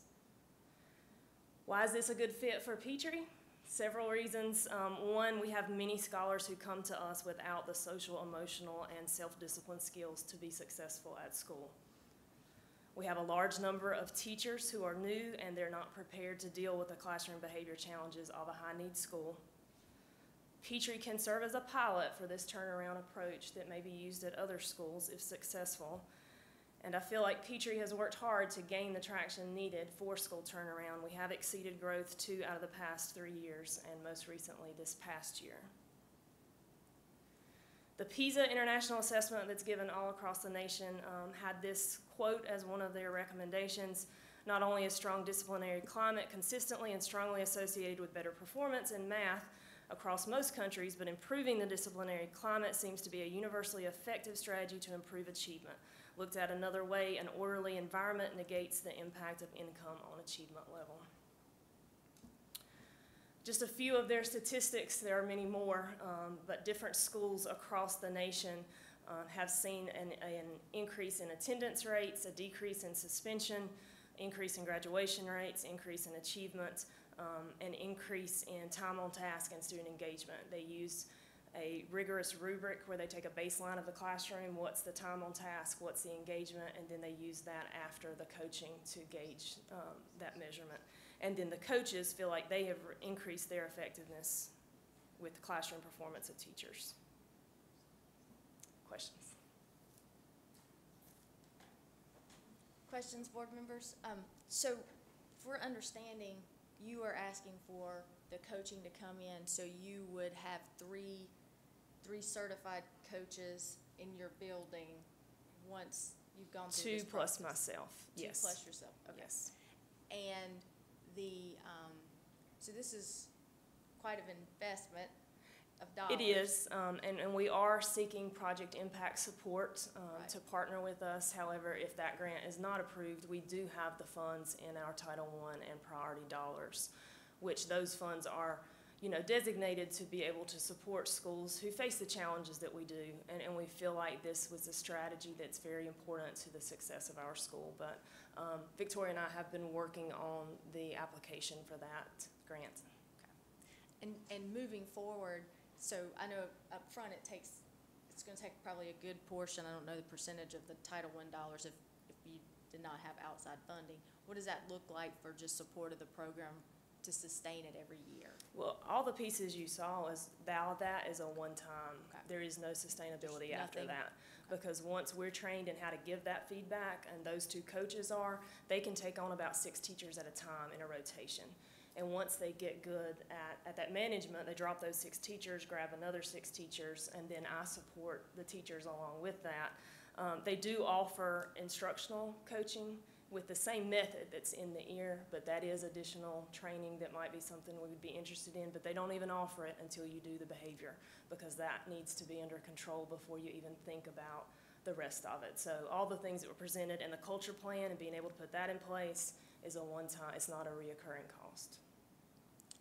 Okay. That's all my questions. Board members, do you have additional questions? Yeah, so it would just, how many times, is it like a chunk a week at a time? Maybe I didn't read that. So to get the 2 coaches and myself trained, they fly out twice for that piece of it and do 2 full weeks where, as you saw in that clip, the CT3 associate works with the coach and the teacher at the same time. So while the coach is getting trained, the teachers are getting feedback. So it's not like we have to wait for the coach to be trained and then be able to work with teachers. All that's happening simultaneously. So the dates we would, if approved, start this work in November, and the second week would go into January, and all that would be completed, by February or so. The culture plan, and there's also some online pieces, so that we have spend hours talking to them, getting ready for it before they come out, so there's some virtual pieces to it. But the culture plan and leadership work is another, I believe it's 2 weeks also on top of this. So even though it is a big cost, a lot of it is in the time and investment that they're spending with us to set us up to be successful once they pull out. Additional questions? Mr. Barker? You know, Ms. Hort, your school has experienced growth, I think, 2 years, 3 years? 2 out of the past 3 Okay, years, 2 years. exceeded growth, yes. Okay, and you feel like this particular program will make a big difference or continue that growth? Yes. One of the targets they track is teacher turnover. And so even though we've been able to do that, it almost feels like every year you're starting over because you turn over so many teachers, or we've been doing that because it's a challenging school and it comes with a lot of behavior and discipline problems, and teachers feel like it's hard to get past that to be able to teach. And so this past year, I believe it was 14 of 22 core classroom teachers turned over. So even though we exceeded growth last year, I've got to support these teachers that come in and make sure that they are set up for success, so that is part of it. But some of the results in Charlotte have been a decrease in teacher turnover, because once they feel supported, if you can do what that teacher at Jefferson did, you can teach anywhere.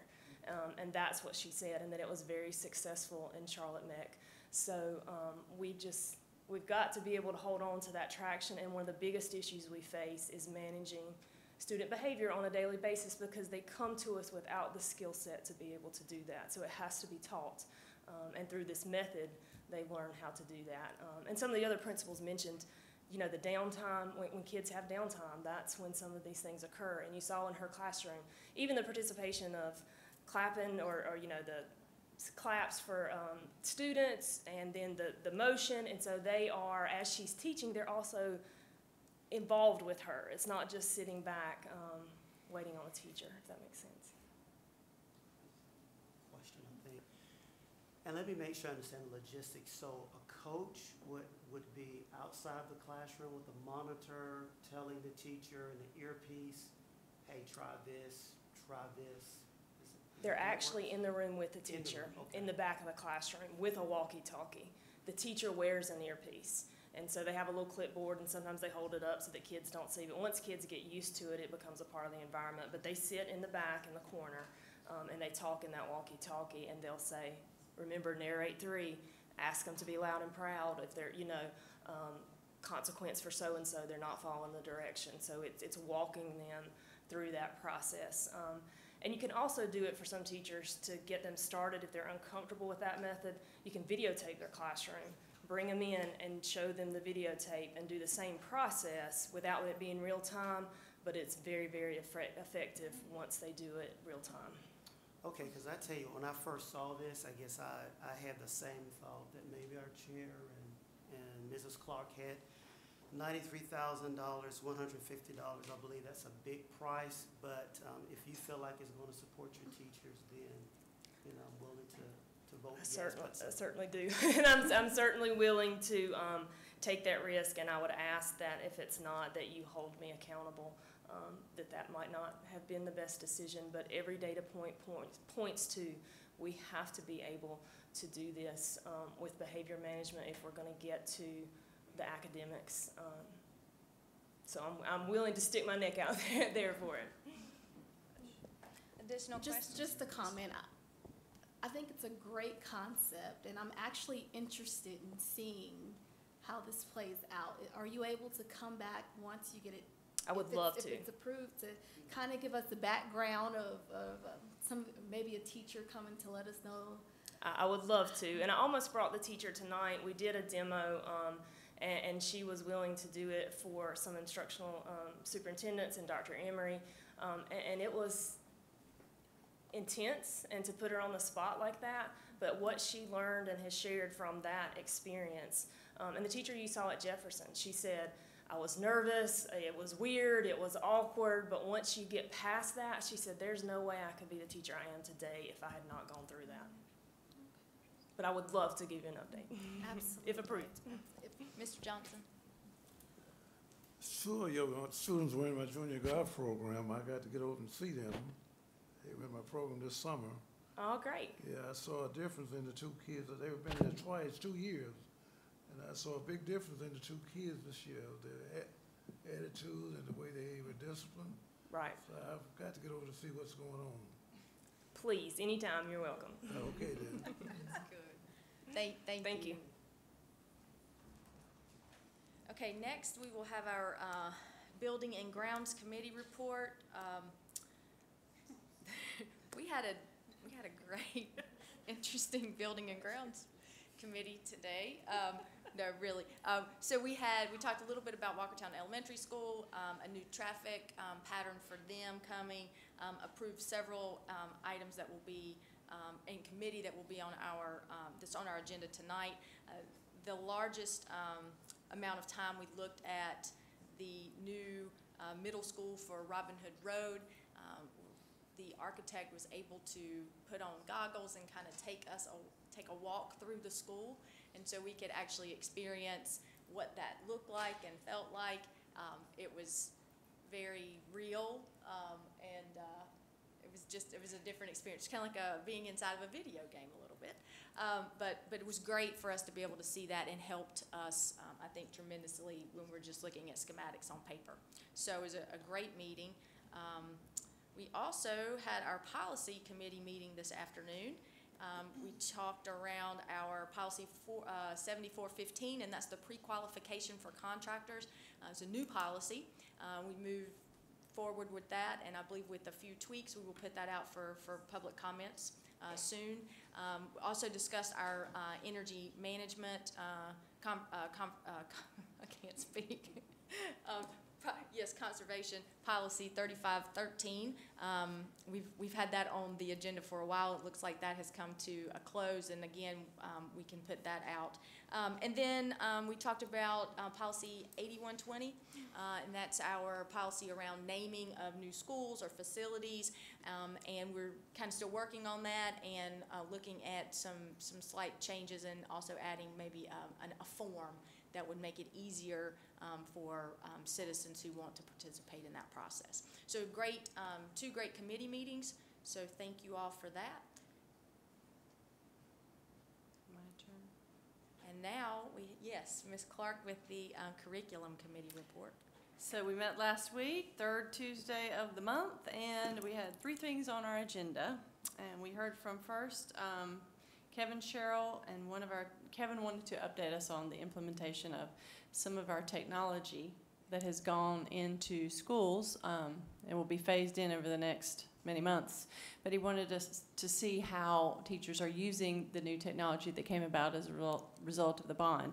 One of the things we wanted to do when we passed the bond was to touch all schools, and one of the ways we did that was through technology. So Kevin wanted to bring us up to date on how that was going.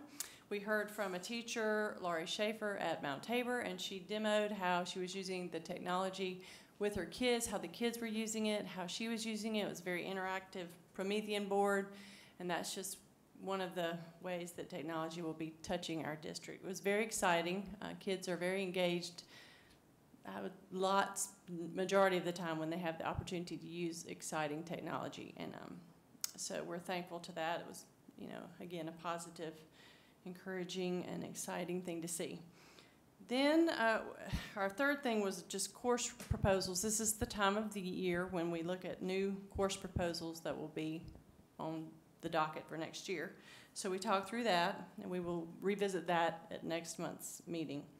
And every year, course proposals come to us in all areas of academics for the district, and so we consider, different courses to be new every year.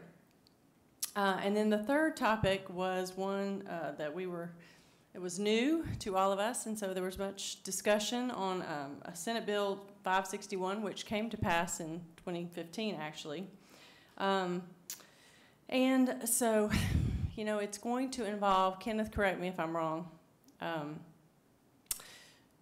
dare I say this, a new requirement, possibly, for the class of 2019.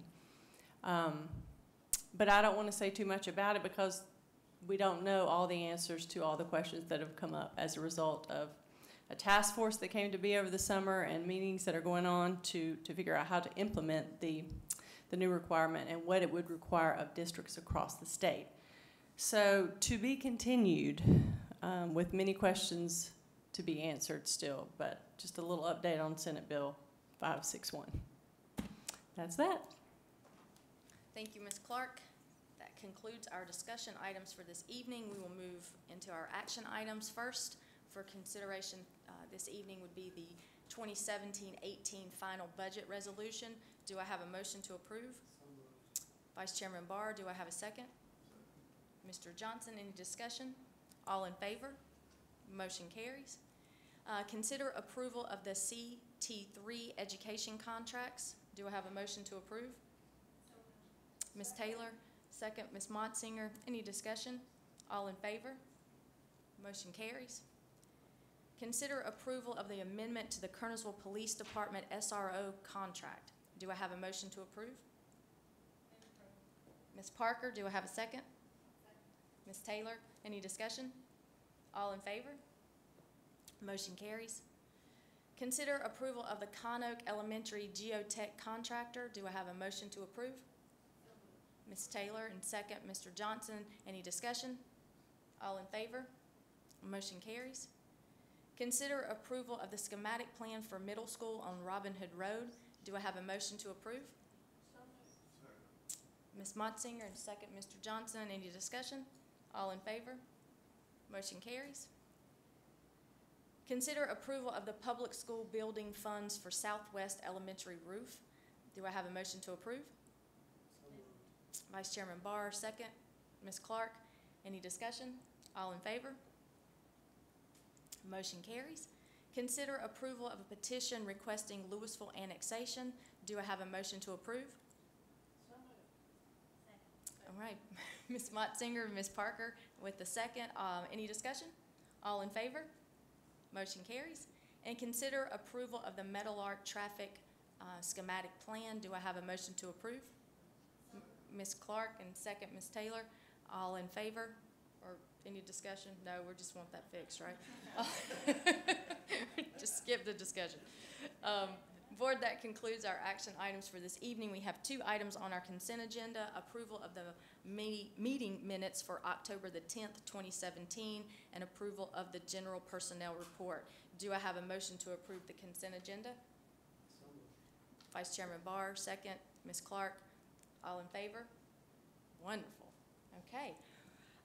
Board, we will, do we have anyone signed up for public comments? Okay, so at this time, I need a motion to go into closed session.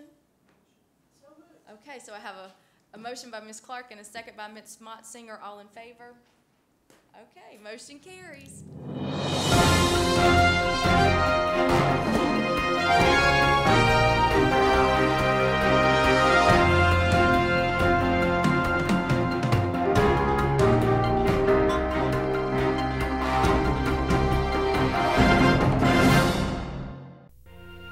Thank you for joining us on your school channel, Cable 2.